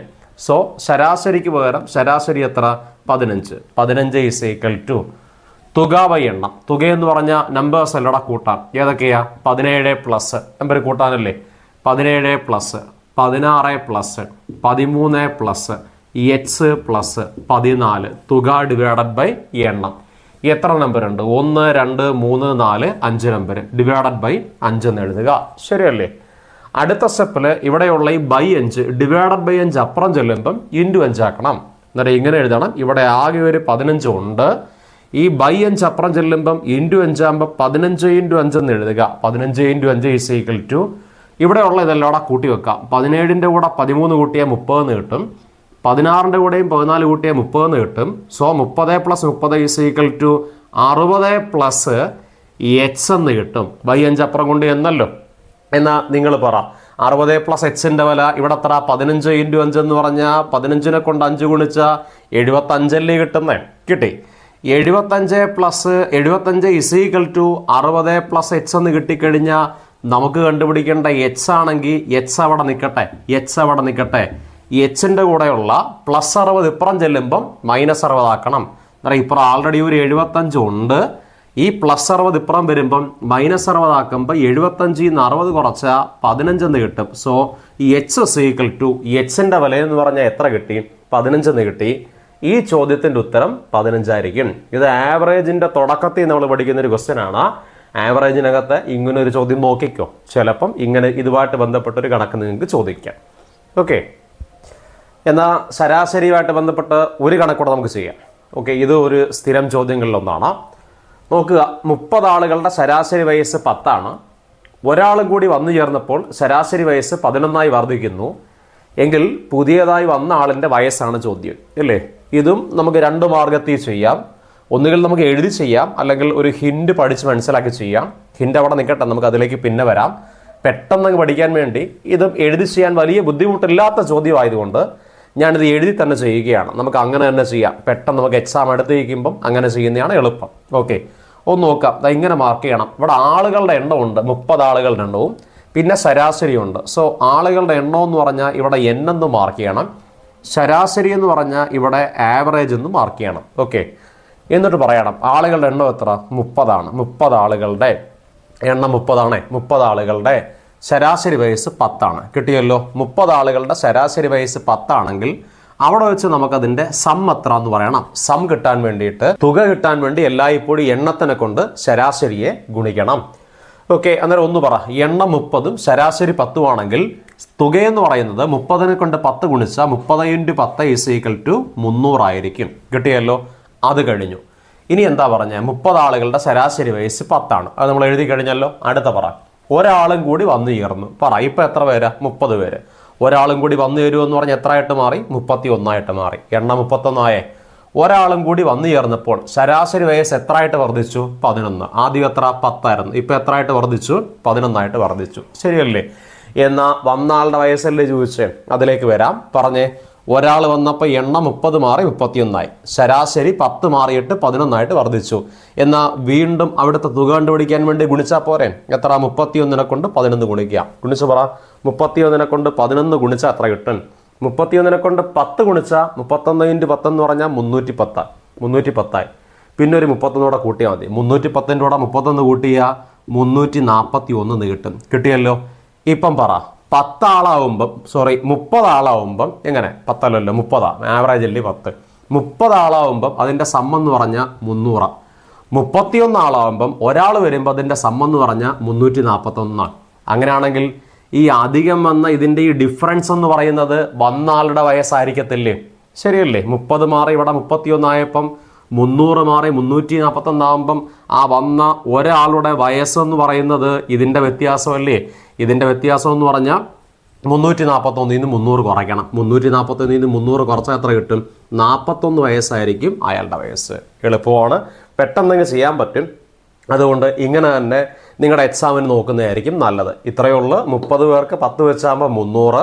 ഒരാളൂടെ വരുമ്പോൾ 31 ആവും. 31 പേർക്ക് 11 വെച്ചാകുമ്പോൾ 341. എന്നിട്ട് അതിൻ്റെ വ്യത്യാസം എന്ന് പറഞ്ഞാൽ 41. അതായിരിക്കും വന്നാളുടെ വയസ്സ് എന്നും പറഞ്ഞ് ഉറപ്പിക്കാം. ഓക്കെ, അപ്പോൾ നമുക്ക് ഒരു ക്വസ്റ്റ്യനോടെ ചെയ്യാം. ആവറേജുമായിട്ട് ബന്ധപ്പെട്ട് ഒരു കണക്കൂടെ ചെയ്തിട്ട് ആവറേജ് തീർക്കാം. ഓക്കെ, ആവറേജിനകത്ത് മൂന്നാമത്തെ ക്വസ്റ്റ്യനാണ് നമ്മൾ ചെയ്യുന്നത്. ഇവിടെ ചോദ്യം എങ്ങനെയാണ്? 10 പേരുള്ള ഒരു കൂട്ടത്തിൽ നിന്നും 75 കിലോഗ്രാം ഭാരമുള്ള ഒരാൾ പോയി പുതിയ ഒരാൾ വന്നപ്പോൾ ശരാശരി ഭാരം 1.5 കിലോഗ്രാം വർദ്ധിച്ചുവെങ്കിൽ പുതിയ ആളിൻ്റെ ഭാരം എത്ര? ഓക്കെ, എന്നാൽ ഇത് നിങ്ങളൊന്ന് പഠിക്കുക. ഇതിനകത്ത് ഞാനൊരു ഹിൻഡ് പറയും. നേരത്തെ ചെയ്ത 2 കണക്കിനകത്ത് ഞാൻ ഹിൻഡ് പറഞ്ഞില്ല, പക്ഷേ ഇതിൽ ഞാൻ ഹിൻഡ് പറഞ്ഞേ ചെയ്യൂ. കാരണം ഹിൻഡ് പഠിച്ചു കഴിഞ്ഞാണ് ഇതിനകത്ത് എളുപ്പം. അത് കറക്റ്റ് കണക്കിനെക്കാട്ടി എളുപ്പം ഹിൻഡാണ്. അതുകൊണ്ട് ഞാൻ ആ ഹിൻഡ് പറയും. ഓക്കെ, അന്നേരം നിങ്ങൾ എന്നെ ശ്രദ്ധിക്കണം, ഇങ്ങനെ കേൾക്കണം, കോൺസെപ്റ്റ് ആദ്യം മനസ്സിലാക്കണം. എപ്പോഴാണ് ഈ ഹിൻഡ് അപ്ലൈ ചെയ്യേണ്ടത് മനസ്സിലാക്കണം. എപ്പോഴാണ്? 10 പേരുള്ള ഒരു കൂട്ടത്തിൽ നിന്നും 75 കിലോഗ്രാം ഭാരമുള്ള ഒരാൾ പോയി. അതായത് ഒരു ഗ്രൂപ്പിൽ നിന്നും ഒരാൾ പോയി. ഓക്കെ ആണേ? ഒരു ഗ്രൂപ്പിൽ നിന്നും ഒരാൾ പോയി. എണ്ണം എത്ര? എണ്ണം എന്ന് പറഞ്ഞാൽ 10 പേരാണ്. 10 പേരുള്ള ഗ്രൂപ്പിൽ നിന്നും എത്ര കിലോഗ്രാം തൂക്കമുള്ള? 75 കിലോഗ്രാം തൂക്കമുള്ള ഒരാൾ പോയി. ഒരു ഗ്രൂപ്പിൽ നിന്ന് ഒരാൾ പോവുമല്ലോ. ഓക്കെ, പുതിയൊരാൾ വന്നപ്പോൾ, അതായത് ഒരാൾ പോയതിന് പകരമായിട്ട് മറ്റൊരാൾ വരണം. അതാണ് കണ്ടീഷൻ. പുതിയ ഒരാൾ വന്നപ്പം ഈ ഗ്രൂപ്പിൻ്റെ ആവറേജ് വെയിറ്റ്, ശരാശരി ഭാരം, അങ്ങനല്ലേ പറഞ്ഞേ? ആവറേജ് ഭാരം എത്ര വർദ്ധിച്ചു? 1.5 kg ആയിട്ട് വർദ്ധിച്ചെന്നല്ലേ പറഞ്ഞു? അത്രയും കൂടുകയാണ് ചെയ്തത്. ഇൻക്രീസ് ചെയ്യുകയാണ്. അങ്ങനെയാണെങ്കിൽ വന്ന ആളിൻ്റെ വെയിറ്റ് അല്ലേ ചോദിച്ചേ? ഓക്കെ, അന്നേരം ഒന്ന് കേട്ടെ. കണ്ടീഷൻ ഇതാണ്, ഒരു ഗ്രൂപ്പിൽ നിന്നും ഒരാൾ പോയി പകരം മറ്റൊരാൾ വരണം. കണ്ടീഷൻ കേട്ടെ, ഒരു ഗ്രൂപ്പിൽ നിന്നും ഒരാൾ പോയിട്ട് പകരം മറ്റൊരാൾ വരണം. അങ്ങനെ മറ്റൊരാൾ വരുമ്പം എന്തായാലും ആ ഗ്രൂപ്പിനകത്ത് ശരാശരിക്ക് മാറ്റം ഉണ്ടാവുമല്ലോ, അല്ലേ? ശരാശരി മാറ്റം ഉണ്ടാവുമെന്ന് പറഞ്ഞാൽ ഒന്നുകിൽ ശരാശരി കൂടും അല്ലെങ്കിൽ ശരാശരി കുറയും. ഇല്ലെങ്കിൽ 2 പേർക്ക് ഒരേ വെയിറ്റ് ആയിരിക്കണം. പോയ ആൾക്കും വന്ന ആൾക്കും ഒരേ വെയിറ്റ് ആയിരിക്കണം. ഒരേ വെയിറ്റ് ആയിരിക്കത്തില്ല. അങ്ങനെയാണെങ്കിൽ ചോദ്യം ചോദിക്കത്തില്ല. എന്നാൽ ഇങ്ങനെയായിരിക്കും, ഒരു ഗ്രൂപ്പിൽ നിന്ന് ഒരാൾ പോയിട്ട് പകരം മറ്റൊരാൾ വരും. അങ്ങനെ വരുമ്പം ശരാശരിക്കകത്ത് എന്തായാലും മാറ്റം ഉണ്ടാവും. ഒന്നുകിൽ ശരാശരി കൂടും അല്ലെങ്കിൽ ശരാശരി കുറയും. അങ്ങനെ പറഞ്ഞിട്ട് ശരാശരി കൂടുമെന്നോ കുറഞ്ഞെന്നോ പറഞ്ഞിട്ട് ആ പുതിയ ആളിൻ്റെ വെയിറ്റോ ഹൈറ്റോ വയസ്സോ ഒക്കെ ചോദിച്ചാൽ എങ്ങനെ ചെയ്യും എന്ന് ചോദിച്ചാൽ, ഈ കണക്ക് ചെയ്യാൻ വേണ്ടിയിട്ട് നിങ്ങളിതാ ഇതൊന്ന് പഠിച്ചു വെക്കണം. പഠിച്ചു വെച്ച് പറയുന്നതാണ് എളുപ്പം. അല്ലാതെയും വേണമെങ്കിൽ ചെയ്യാം. എന്നാലും ഇതായിരിക്കും എളുപ്പം. ഒന്ന് പഠിക്കണം. എങ്ങനെയാണ്?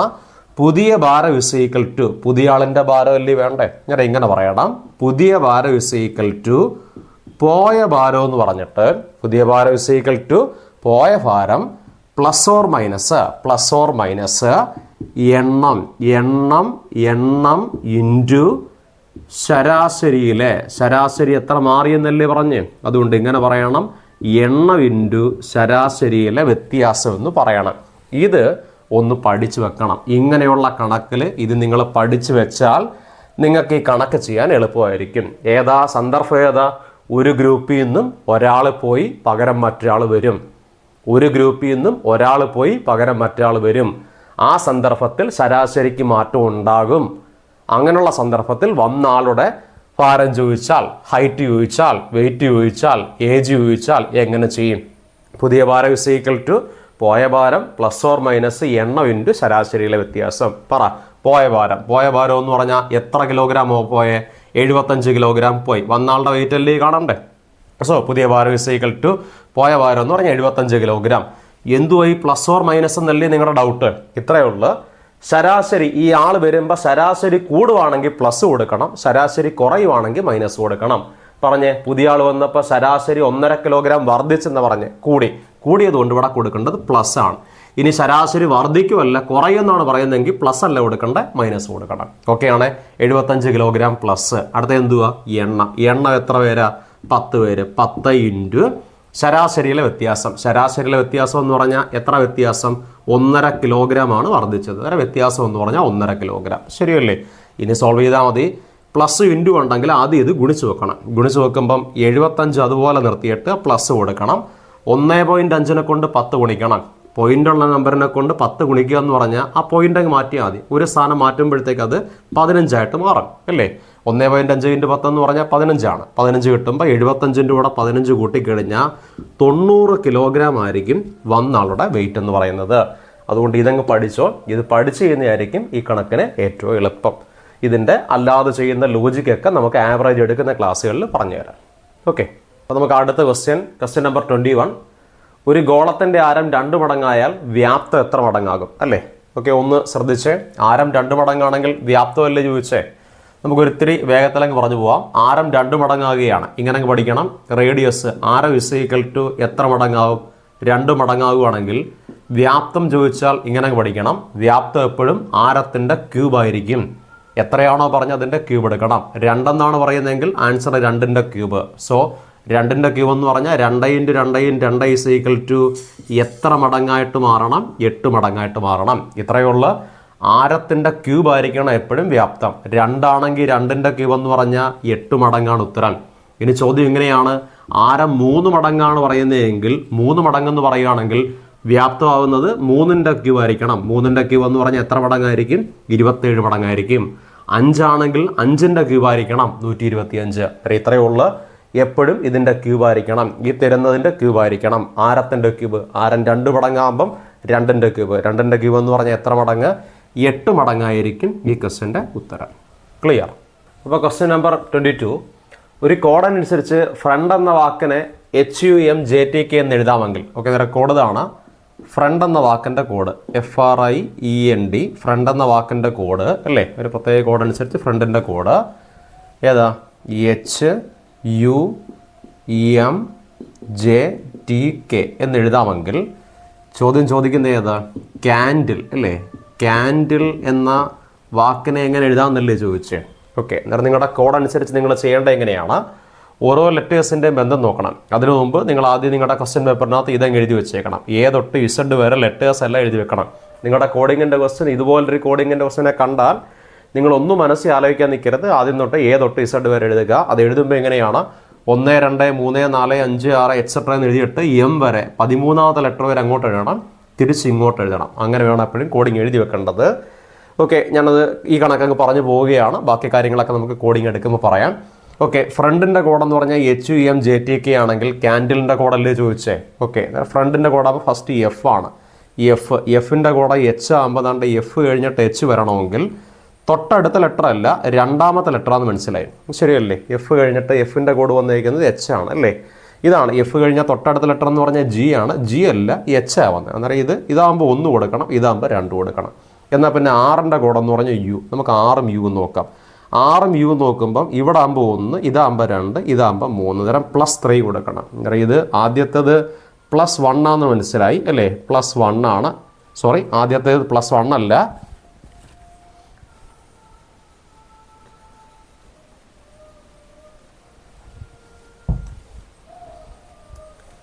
ആദ്യത്തെ കോഡ് എഫ് കഴിഞ്ഞിട്ട് എച്ച് വന്നപ്പോഴത്തേക്ക് എന്താണെന്ന് മനസ്സിലായി? +2 ആണെന്ന് മനസ്സിലായി. ആദ്യത്തേത് എഫ് കഴിഞ്ഞിട്ട് എച്ച് ആകുമ്പോൾ +2 ആണ്.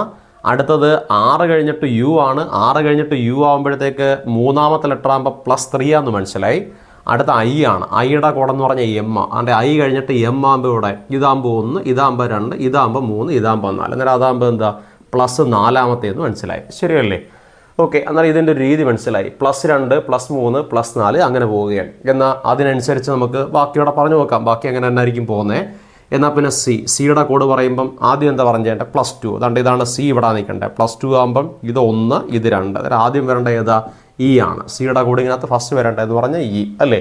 അത് +2 അല്ലേ വരണ്ടേ? +2 എന്ന് പറഞ്ഞാൽ ഇ ആണ്. ഈ വരുന്ന ഓപ്ഷൻസ് നോക്കിയും ഇത് ഇയിൽ തുടങ്ങും, ഇത് ഡിയിൽ തുടങ്ങും. എന്നാൽ ഈ ഓപ്ഷൻ കട്ട് ചെയ്യണം, ഡി അങ്ങ് കട്ട് ചെയ്യണം, അത് വേണ്ട. ബാക്കിയെല്ലാം ഇയിലാണ് തുടങ്ങുന്നത്, അതെല്ലാം കണ്ടിന്യൂ ചെയ്യണം. അടുത്ത എ ആണ്. എയുടെ കോഡ് എടുക്കുമ്പോഴത്തേക്ക് പറ. +2 കഴിഞ്ഞാൽ പിന്നെ +3 അല്ലേ? അങ്ങനെ എ കഴിഞ്ഞ് മൂന്നാമത്തെ പറ. അതുകൊണ്ട് 1, 2, മൂന്നാമത്തെ ഏതാ? ഡി ആണ്. അന്നേരം ഇവിടെ കൊടുക്കേണ്ടത് ഡി കൊടുക്കണം. ഇ കഴിഞ്ഞാൽ ഡി, ഇവിടെ ഇ കഴിഞ്ഞാൽ ഡി ആണ്, ഇവിടെ ഇ കഴിഞ്ഞാൽ എസ്. അന്നേരം ഈ ഓപ്ഷൻ കൂടെ കട്ട് ചെയ്യാം. അവിടെ ഇ കഴിഞ്ഞാൽ പിന്നെ ഡി ആണ്. അന്നേരം അതും എടുക്കാം. ഓക്കെ, +2 ആയി, +3 ആയി. അന്നേരം അടുത്തതെന്ന് പറഞ്ഞാൽ എന്തായിരിക്കണം? +4 ആയിരിക്കണം. 2 കഴിഞ്ഞ് 3 കഴിഞ്ഞ് പിന്നെ നാലാമത്തെ. അന്നേരം എൻ കഴിഞ്ഞാൽ നാലാമത്തെ. എൻ കഴിഞ്ഞാൽ നാലാമത്തെ എൻ ഇതാണ്.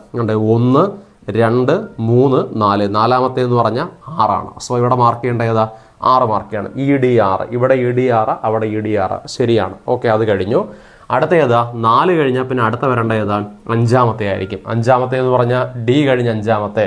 അതാണ്ടേ ഡി എടുക്കണം. ഇവിടെ ഡി നിൽക്കുകയാണ്. 5-മത്തെ 1, 2, 3, 4, 5. 5-മത്തെ ഏതാ? ഐ ആണ്. അന്നേരം അടുത്ത വരേണ്ടതെന്ന് പറഞ്ഞാൽ ഐ നോക്കണം.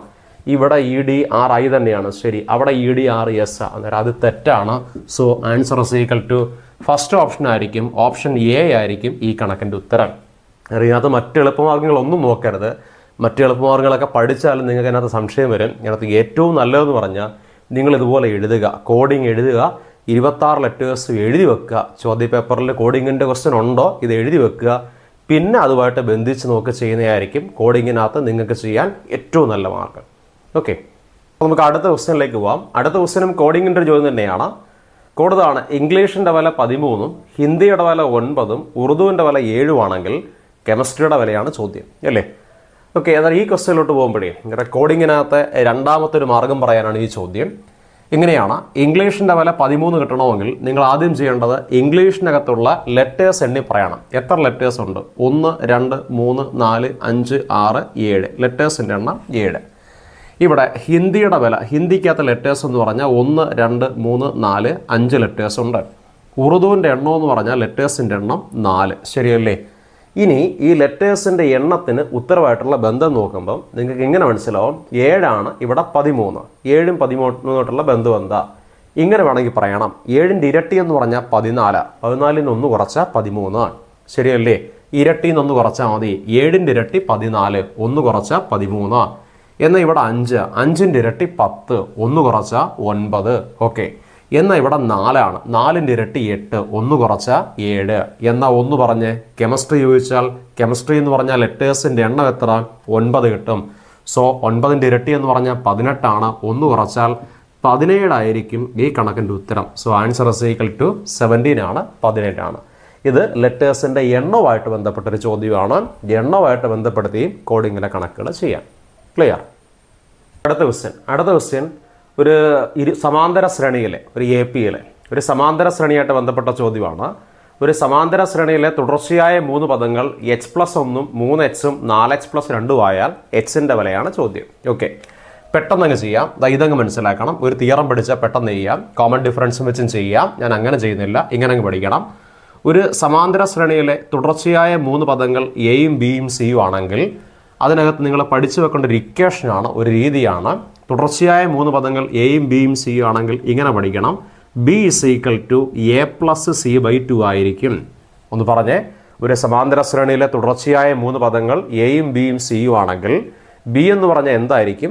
a+c/2 ആയിരിക്കും. അങ്ങനെയാണെങ്കിൽ ഇവിടെ ഇതാണ് എ, ഇതാണ് ബി, ഇതാണ് സി. ശരിയല്ലേ? എന്നാൽ എന്താ പറഞ്ഞ് B is equal to A plus C by two എന്ന് പറഞ്ഞാൽ ബിയുടെ സ്ഥാനത്ത് എന്താ 3h equal to A plus C by two എന്ന് പറഞ്ഞാൽ എയുടെ സ്ഥാനത്ത് എന്താ h പ്ലസ് 1 പ്ലസ് സി, സിയുടെ സ്ഥാനത്ത് എന്താ 4h പ്ലസ് 2 ഡിവൈഡഡ് ബൈ 2 ആയിരിക്കും. സോ ഇത് 3hഉം അവിടെ എല്ലാം കൂടെ കൂട്ടി വെച്ചാൽ പോരെ. ഒരു സ്റ്റെപ്പ് കൂടെ വേണമെങ്കിൽ ഇങ്ങനെ എഴുതാം. ഇവിടെ 3h, ഇവിടെ എച്ചിൻ്റെ കൂടെ 4h കൂട്ടുമ്പം എത്ര h ആയിട്ട് മാറും? 5h ആയിട്ട് മാറും. പ്ലസ് 2ൻ്റെ കൂടെ 1 കൂട്ടുമ്പം 3 ആയിട്ട് മാറും. ഡിവൈഡഡ് ബൈ ഒരു 2 ഉണ്ട്. ശരിയല്ലേ? എന്നാൽ അടുത്ത സ്റ്റെപ്പിൽ ഈ ബൈ 2 ഇപ്പുറം കൊണ്ടുവരുമ്പോൾ ഇൻറ്റു 2 ആവും. അങ്ങനെ എങ്ങനെ എഴുതും? 3h ഇവിടെ ഉണ്ട്, ബൈ 2 അപ്പുറം ചെല്ലുമ്പോൾ ഇൻറ്റു 2 ആയിട്ട് മാറി. ബാക്കി അപ്പുറം ഉള്ളത് 5h പ്ലസ് 3 എന്ന് എഴുതും. ഓക്കെ ആണല്ലോ? അടുത്ത സ്റ്റെപ്പിൽ 3hൻ്റെ കൂടെ 2 ഗുണിച്ചിട്ട് 3 × 2 6h എന്ന് എഴുതും. 6h equal to 5h plus 3 എന്ന് കിട്ടിക്കഴിഞ്ഞാൽ അടുത്ത സ്റ്റെപ്പിൽ നമ്മൾ പറയും ഇവിടുത്തെ 6h അവിടെ നിർത്തിയിട്ട് ഈ പ്ലസ് 5h അപ്പുറം ചെല്ലുമ്പം മൈനസ് 5h ആയിട്ട് മാറും. ഇസ് ഈക്വൽ ടു ബാക്കി അപ്പുറം ഉള്ളത് 3 ആണ്. ഇത്രയേ ഉള്ളൂ. ഈ പ്ലസ് 5h അപ്പുറം ചെല്ലുമ്പം മൈനസ് 5h. 6h നിന്ന് 5h പോയി കഴിഞ്ഞാൽ 1h, h is equal to 3 എന്ന് കിട്ടി. സോ എച്ചിൻ്റെ വില 3. ചോദ്യം ചോദിച്ച് എച്ചിൻ്റെ വിലയാണ് 3. അതുകൊണ്ട് ഇവിടെ വെച്ച് ആൻസറായി. ആൻസർ ഇസ് ഈക്വൽ ടു 3 എന്ന് പറയാൻ. ഇനി അങ്ങനെയല്ല, പദങ്ങളാണ് ചോദ്യമെങ്കിൽ, ചിലപ്പം ടേംസ് ആയിരിക്കും. പദമാണ് ചോദ്യമെങ്കിൽ എങ്ങനെ പറയണം? എച്ചിൻ്റെ വില 3 അല്ലേ? സോ ആദ്യത്തെ പദം എന്ന് പറഞ്ഞാൽ h പ്ലസ് 1 എന്ന് പറഞ്ഞാൽ 3 പ്ലസ് 1 ഇസ് ഈക്വൽ ടു 4 ആയിരിക്കും. രണ്ടാമത്തെ പദം എന്ന് പറഞ്ഞാൽ എത്ര? 3h. 3h എന്ന് പറഞ്ഞാൽ 3 ഇൻറ്റു എച്ചിൻ്റെ വില 3 എന്ന് പറഞ്ഞാൽ 3 × 3 ഇസ് ഈക്വൽ ടു 9 ആയിരിക്കും. മൂന്നാമത്തെ പദം എന്ന് പറഞ്ഞാൽ 4h പ്ലസ് 2. 4h എന്ന് പറഞ്ഞാൽ 4 ഇൻറ്റു h. എച്ചിൻ്റെ വില 3. 4 × 3 പ്ലസ് 2 ആയിരിക്കും. 4 × 3 12, 12 2 14. നോക്കിയേ, ടേംസ് ഏതൊക്കെയാണ്? 4ഉം 9ഉം 14 എന്ന് പറഞ്ഞാൽ അതൊരു സമാന്തര ശ്രേണിയാണ് അല്ലേ? ഇതൊക്കെയാണ് സമാന്തര ശ്രേണി. ക്ലിയർ ആണല്ലോ? ഇത്രയും നമുക്ക് ചെയ്യേണ്ട, നമുക്ക് h മാത്രം മതി. എച്ചിൻ്റെ വില എന്ന് പറഞ്ഞാൽ 3. ഇതൊന്ന് പഠിച്ചു വെച്ചോ.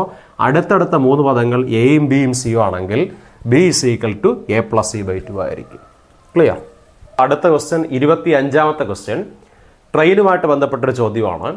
72 km/h വേഗതയിൽ സഞ്ചരിക്കുന്ന 300 മീറ്റർ നീളമുള്ള ഒരു ട്രെയിൻ ഒരു പ്ലാറ്റ്ഫോമിനെ 47 സെക്കൻഡ് കൊണ്ട് മറികടന്നാൽ പ്ലാറ്റ്ഫോമിൻ്റെ നീളം അല്ലേ? ഓക്കെ, അന്നേരം ചോദ്യം മനസ്സിലാക്കണം. ട്രെയിൻ ഒരു പ്ലാറ്റ്ഫോമിന് മറികടക്കുന്ന കണ്ടീഷനാണ് അല്ലേ? അന്നേരം ട്രെയിനിൻ്റെ ചോദ്യങ്ങളിലൊന്നാണ്. ഒന്ന് ശ്രദ്ധിക്കണം. ഇവിടെ നിങ്ങൾ പഠിക്കേണ്ട ഇതാണ്. ട്രെയിൻ ഒരു പ്ലാറ്റ്ഫോമിനെ മറികടക്കുന്ന സമയം ചോദിച്ചാൽ ആ സമയം കാണുന്ന രീതി ഇതാണ്. സമയം ഇസ് ഈക്വൽ ടു ട്രെയിനിൻ്റെ നീളത്തിൻ്റെ കൂടെ എന്ത് കൂട്ടണം? പ്ലാറ്റ്ഫോമിൻ്റെ നീളം കൂട്ടണം. ട്രെയിനിൻ്റെ നീളത്തിൻ്റെ കൂടെ പ്ലാറ്റ്ഫോമിൻ്റെ നീളം കൂട്ടിയിട്ട് ആ തന്നിരിക്കുന്ന സ്പീഡ് കൊണ്ട് ഡിവൈഡ് ചെയ്യണം. ശരിയല്ലേ? ഇങ്ങനെ പഠിക്കണം. സാധാരണ പഠിക്കുന്ന ഇക്വേഷൻ തന്നെയാണ്. ടൈം കാണുന്ന equation. Time is equal to distance by speed എന്നല്ലേ പഠിക്കുന്നത്? ആ ഇക്വേഷൻ കൊടുക്കണം. Time is equal to distance by speed. ഇവിടെ ടൈം തന്നെ, സമയം തന്നെ എഴുതി വെച്ചിട്ട് ഡിസ്റ്റൻസിന് പകരം ഡിസ്റ്റൻസ് പ്ലാറ്റ്ഫോം ഉണ്ടെങ്കിൽ പ്ലാറ്റ്ഫോം കൂടെ കൂട്ടി വെക്കണം. സോ ഡിസ്റ്റൻസ് എന്ന് പറഞ്ഞാൽ എന്തൊക്കെ ചേരും? ട്രെയിനിൻ്റെ നീളത്തിൻ്റെ കൂടെ പ്ലാറ്റ്ഫോം കൂടെ ചേരും. ട്രെയിനിൻ്റെ നീളം പ്ലസ് പ്ലാറ്റ്ഫോമിൻ്റെ നീളം ഡിവൈഡഡ് ബൈ താഴെ എന്ത് തന്നെ മാർക്ക് ചെയ്യണം? സ്പീഡ് മാർക്ക് ചെയ്യണം. ഇങ്ങനെ ഒന്ന് പഠിച്ച് സമയം കാണുന്ന മാർഗം എന്താ? പ്ലാറ്റ്ഫോം ഉള്ള കേസിനകത്ത് സമയം എങ്ങനെ കാണും? സമയം ഇസ് ഈക്വൽ ടു ട്രെയിനിൻ്റെ നീളത്തിൻ്റെ കൂടെ പ്ലാറ്റ്ഫോമിൻ്റെ നീളം കൂട്ടണം. താഴെ എന്ത് മാർക്ക് ചെയ്യണം? സ്പീഡ് മാർക്ക് ചെയ്യണം. എന്നാൽ ഒന്ന് പറഞ്ഞ്, ഒരു പ്ലാറ്റ്ഫോമിനെ മറികടക്കാൻ എടുക്കുന്ന സമയം എത്ര? 47 സെക്കൻഡ്. സമയം 47 എന്ന് മാർക്ക് ചെയ്യണം. അവിടെ ട്രെയിനിൻ്റെ നീളം എന്ന് പറഞ്ഞാൽ 300 മീറ്റർ. 300 പ്ലസ് പ്ലാറ്റ്ഫോമിൻ്റെ നീളമാണ് കണ്ടുപിടിക്കേണ്ടത്. മറികടക്കുമ്പോൾ പ്ലാറ്റ്ഫോമിൻ്റെ നീളം കണ്ടുപിടിക്കുക എന്ന് പറഞ്ഞാൽ പ്ലാറ്റ്ഫോമിൻ്റെ നീളം h എന്ന് കൊടുക്കണം. h എന്നോ y എന്നോ കൊടുക്കാം. ഡിവൈഡഡ് ബൈ താഴെ എത്ര? സ്പീഡ് എന്ന് പറഞ്ഞാൽ 72 km/h അല്ലേ? അത് എഴുതുമ്പം നിങ്ങൾ ഒരു കാര്യം ശ്രദ്ധിക്കണം. എന്തുവാ ശ്രദ്ധിക്കേണ്ടതെന്ന് ചോദിച്ചാൽ, ട്രെയിനിൻ്റെ നീളം പറഞ്ഞത് 300 മീറ്റർ എന്നാണെങ്കിൽ ഇവിടെ സ്പീഡ് പറയേണ്ടത് മീറ്റർ പെർ സെക്കൻഡിലായിരിക്കണം. അവിടെ മീറ്റർ ആണെങ്കിൽ ഇവിടെ വേണ്ടത് മീറ്റർ പെർ സെക്കൻഡാണ്. അന്നേരം ഇങ്ങനെ പഠിക്കണം. km/hനെ മീറ്റർ പെർ സെക്കൻഡ് ആക്കാൻ 5/18 കൊണ്ട് ഗുണിക്കണം. അന്നേരം അത് മീറ്റർ പെർ സെക്കൻഡായി മാറിക്കോളും. ഇത്രയേ ഉള്ളൂ. ട്രെയിനിൻ്റെ നീളം 300 മീറ്റർ ആയതുകൊണ്ട് ട്രെയിനിൻ്റെ സ്പീഡ് എന്ന് പറഞ്ഞാൽ മീറ്റർ പെർ സെക്കൻഡ് ആയിരിക്കണം. സോ km/hനെ മീറ്റർ പെർ സെക്കൻഡ് ആക്കാൻ 5/18 കൊണ്ട് ഗുണിക്കണം. അടുത്ത സ്റ്റെപ്പ് ഇങ്ങനെ എഴുതും. ഇവിടെ ഉള്ള 47 അതുപോലെ എഴുതിയിട്ട് അപ്പുറമുള്ള 300 പ്ലസ് h എഴുതി വെച്ചിട്ട് താഴെ ഈ 18നെയും 72നെയും വെട്ടണം. ഇങ്ങനെ വെട്ടണം. 18 ഈ 18 ഒരെണ്ണം, 72 ഈ 18 4 എണ്ണം. ആ 4നെ കൊണ്ട് 5 ഗുണിച്ചാൽ 20 എന്ന് കിട്ടും. അങ്ങനെ കിട്ടുമ്പം അടുത്ത സ്റ്റെപ്പിൽ ഈ 47 ഇവിടെ നിർത്തിയിട്ട് ബൈ 20 ഇപ്പുറം ചെല്ലുമ്പോൾ ഇൻറ്റു 20 ആവും. സോ അപ്പുറമുള്ള എത്ര 300 പ്ലസ് എച്ച് അല്ലേ, ബൈ 20 അപ്പുറം പോയി അല്ലേ. 47 കൊണ്ട് 20 ഗുണിക്കണം. 47 കൊണ്ട് 2 ഗുണിച്ചാൽ 94 കിട്ടും. സോ 20 ഗുണിച്ചാൽ 940 കിട്ടും. 940 എന്ന് പറഞ്ഞാൽ 300 പ്ലസ് എച്ച് ആണെങ്കിൽ എച്ച് ആണ് കണ്ടുപിടിക്കേണ്ടത്. എച്ച് എന്ന് പറഞ്ഞാൽ പ്ലാറ്റ്ഫോം കിട്ടാൻ വേണ്ടി എച്ച് അവിടെ ഇട്ടിട്ട് ഇപ്പുറം 940 ഉണ്ട്, പ്ലസ് 300 ഇപ്പുറം വരുമ്പോൾ മൈനസ് 300 ആവും. സോ 940 നിന്ന് 300 കുറച്ച് കഴിഞ്ഞാൽ എത്ര കിട്ടും? 640 മീറ്റർ ആയിരിക്കും ഇവിടുത്തെ പ്ലാറ്റ്ഫോമിൻ്റെ നീളം. കിട്ടുമല്ലോ? ഒന്ന് പഠിച്ചോ. ഇത്രയേ ഉള്ളൂ. ഈ ഇക്വേഷൻ ഓർത്താൽ മതി. ടൈം കാണുന്ന ഇക്വേഷൻ ഡിസ്റ്റൻസ് ബൈ സ്പീഡാ. അതാണ്ട് ഇവിടെ time is equal to distance by speed തന്നെ. പക്ഷേ പ്ലാറ്റ്ഫോം ഉള്ള കേസിനകത്ത് ഡിസ്റ്റൻസ് എന്ന് പറഞ്ഞാൽ എന്തൊക്കെ ചെയ്യണം? ട്രെയിനിൻ്റെ നീളത്തിൻ്റെ കൂടെ പ്ലാറ്റ്ഫോം കൂടെ തരണം. താഴെ സ്പീഡ് തന്നെയാണ്, ഇവിടെ ടൈം തന്നെയാണ്. ക്ലിയർ? അത് വെച്ച് പ്ലാറ്റ്ഫോമിൻ്റെ കണക്കുകളൊക്കെ നിങ്ങൾക്ക് ചെയ്യാൻ പറ്റും. ഒന്ന് ശ്രദ്ധിച്ച് നോക്കിക്കോ. ട്രെയിനിനകത്ത് നമുക്ക് ഡീറ്റെയിൽ ആയിട്ട് പറയാം. ഇപ്പോൾ എക്സാമിന് വേണ്ടിയിട്ട് ഇങ്ങനെ ഒന്ന് പഠിച്ചു വെച്ചോ. ഓക്കെ.